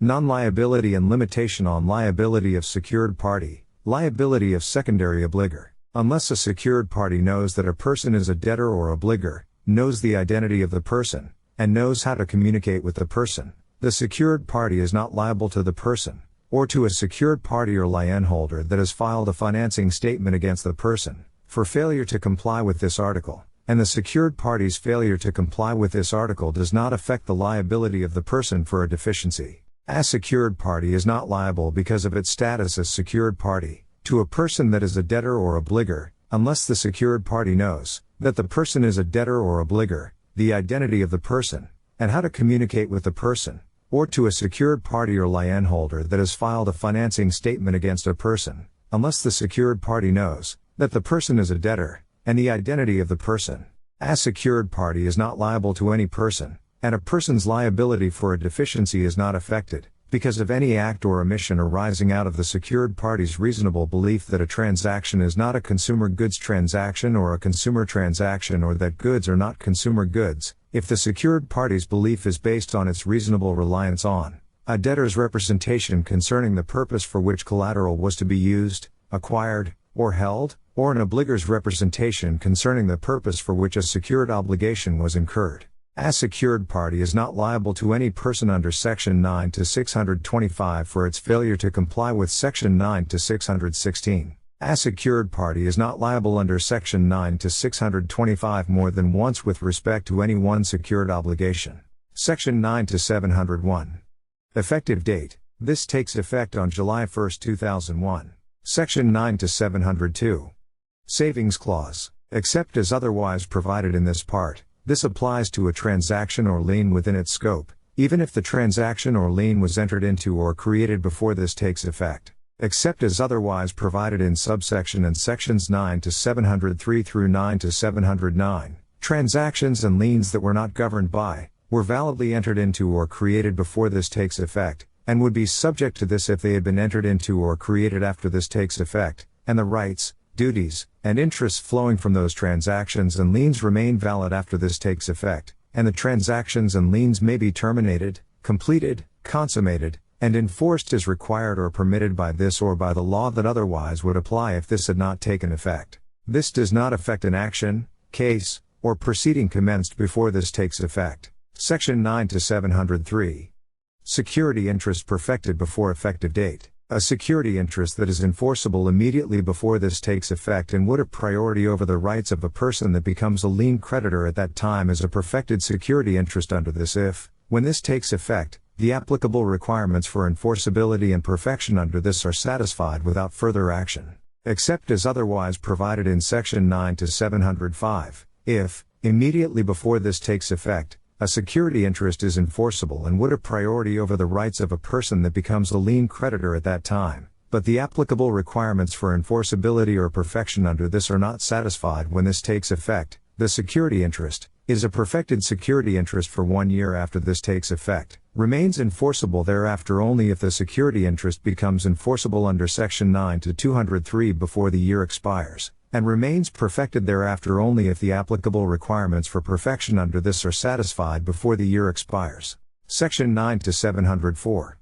Security interest unperfected before effective date. A security interest that is enforceable immediately before this takes effect but which would be subordinate to the rights of a person that becomes a lien creditor at that time, remains an enforceable security interest for 1 year after this takes effect, remains enforceable thereafter if the security interest becomes enforceable under Section 9 to 203 when this takes effect or within 1 year thereafter, and becomes perfected, without further action, when this takes effect if the applicable requirements for perfection under this are satisfied before or at that time, or, when the applicable requirements for perfection are satisfied if the requirements are satisfied after that time. Section 9 to 705. Effectiveness of action taken before effective date. If action, other than the filing of a financing statement, is taken before this takes effect and the action would have resulted in priority of a security interest over the rights of a person that becomes a lien creditor had the security interest become enforceable before this takes effect, the action is effective to perfect a security interest that attaches under this within 1 year after this takes effect.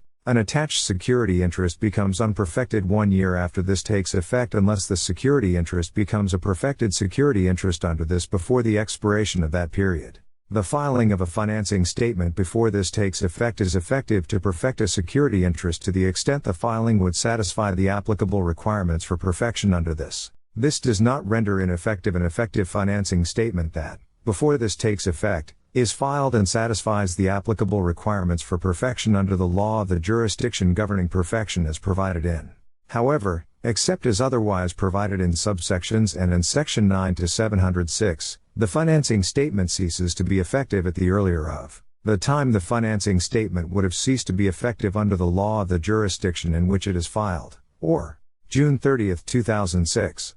The filing of a continuation statement after this takes effect does not continue the effectiveness of the financing statement filed before this takes effect. However, upon the timely filing of a continuation statement after this takes effect and in accordance with the law of the jurisdiction governing perfection as provided in Part 3, the effectiveness of a financing statement filed in the same office in that jurisdiction before this takes effect continues for the period provided by the law of that jurisdiction. Subsection applies to a financing statement that, before this takes effect, is filed against a transmitting utility and satisfies the applicable requirements for perfection under the law of the jurisdiction governing perfection as provided in only to the extent that Part 3 provides that the law of a jurisdiction other than the jurisdiction in which the financing statement is filed governs perfection of a security interest in collateral covered by the financing statement. A financing statement that includes a financing statement filed before this takes effect and a continuation statement filed after this takes effect is effective only to the extent that it satisfies the requirements of Part 5 for an initial financing statement.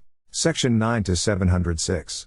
When initial financing statement suffices to continue effectiveness of financing statement, the filing of an initial financing statement in the office specified in Section 9 to 501 continues the effectiveness of a financing statement filed before this takes effective. The filing of an initial financing statement in that office would be effective to perfect a security interest under this. The pre-effective date financing statement was filed in an office in another state or another office in this state, and the initial financing statement satisfies subsection. The filing of an initial financing statement under subsection continues the effectiveness of the pre-effective date financing statement, if the initial financing statement is filed before this takes effect, for the period provided in with respect to a financing statement, and if the initial financing statement is filed after this takes effect, for the period provided in Section 9515 with respect to an initial financing statement. To be effective for purposes of subsection, an initial financing statement must satisfy the requirements of Part 5 for an initial financing statement. Identify the pre-effective date financing statement by indicating the office in which the financing statement was filed and providing the dates of filing and file numbers, if any, of the financing statement and of the most recent continuation statement filed with respect to the financing statement, and indicate that the pre-effective date financing statement remains effective. Section 9 to 707. Amendment of pre-effective date financing statement. In this section, pre-effective date financing statement means a financing statement filed before this takes effect. After this takes effect, a person may add or delete collateral covered by, continue or terminate the effectiveness of, or otherwise amend the information provided in a pre-effective date financing statement only in accordance with the law of the jurisdiction governing perfection as provided in Part 3. However, the effectiveness of a pre-effective date financing statement also may be terminated in accordance with the law of the jurisdiction in which the financing statement is filed, except as otherwise provided in subsection. If the law of this state governs perfection of a security interest, the information in a pre-effective date financing statement may be amended after this takes effect only if the pre-effective date financing statement and an amendment are filed in the office specified in Section 9501. An amendment is filed in the office specified in Section 9 to 501 concurrently with, or after the filing in that office of,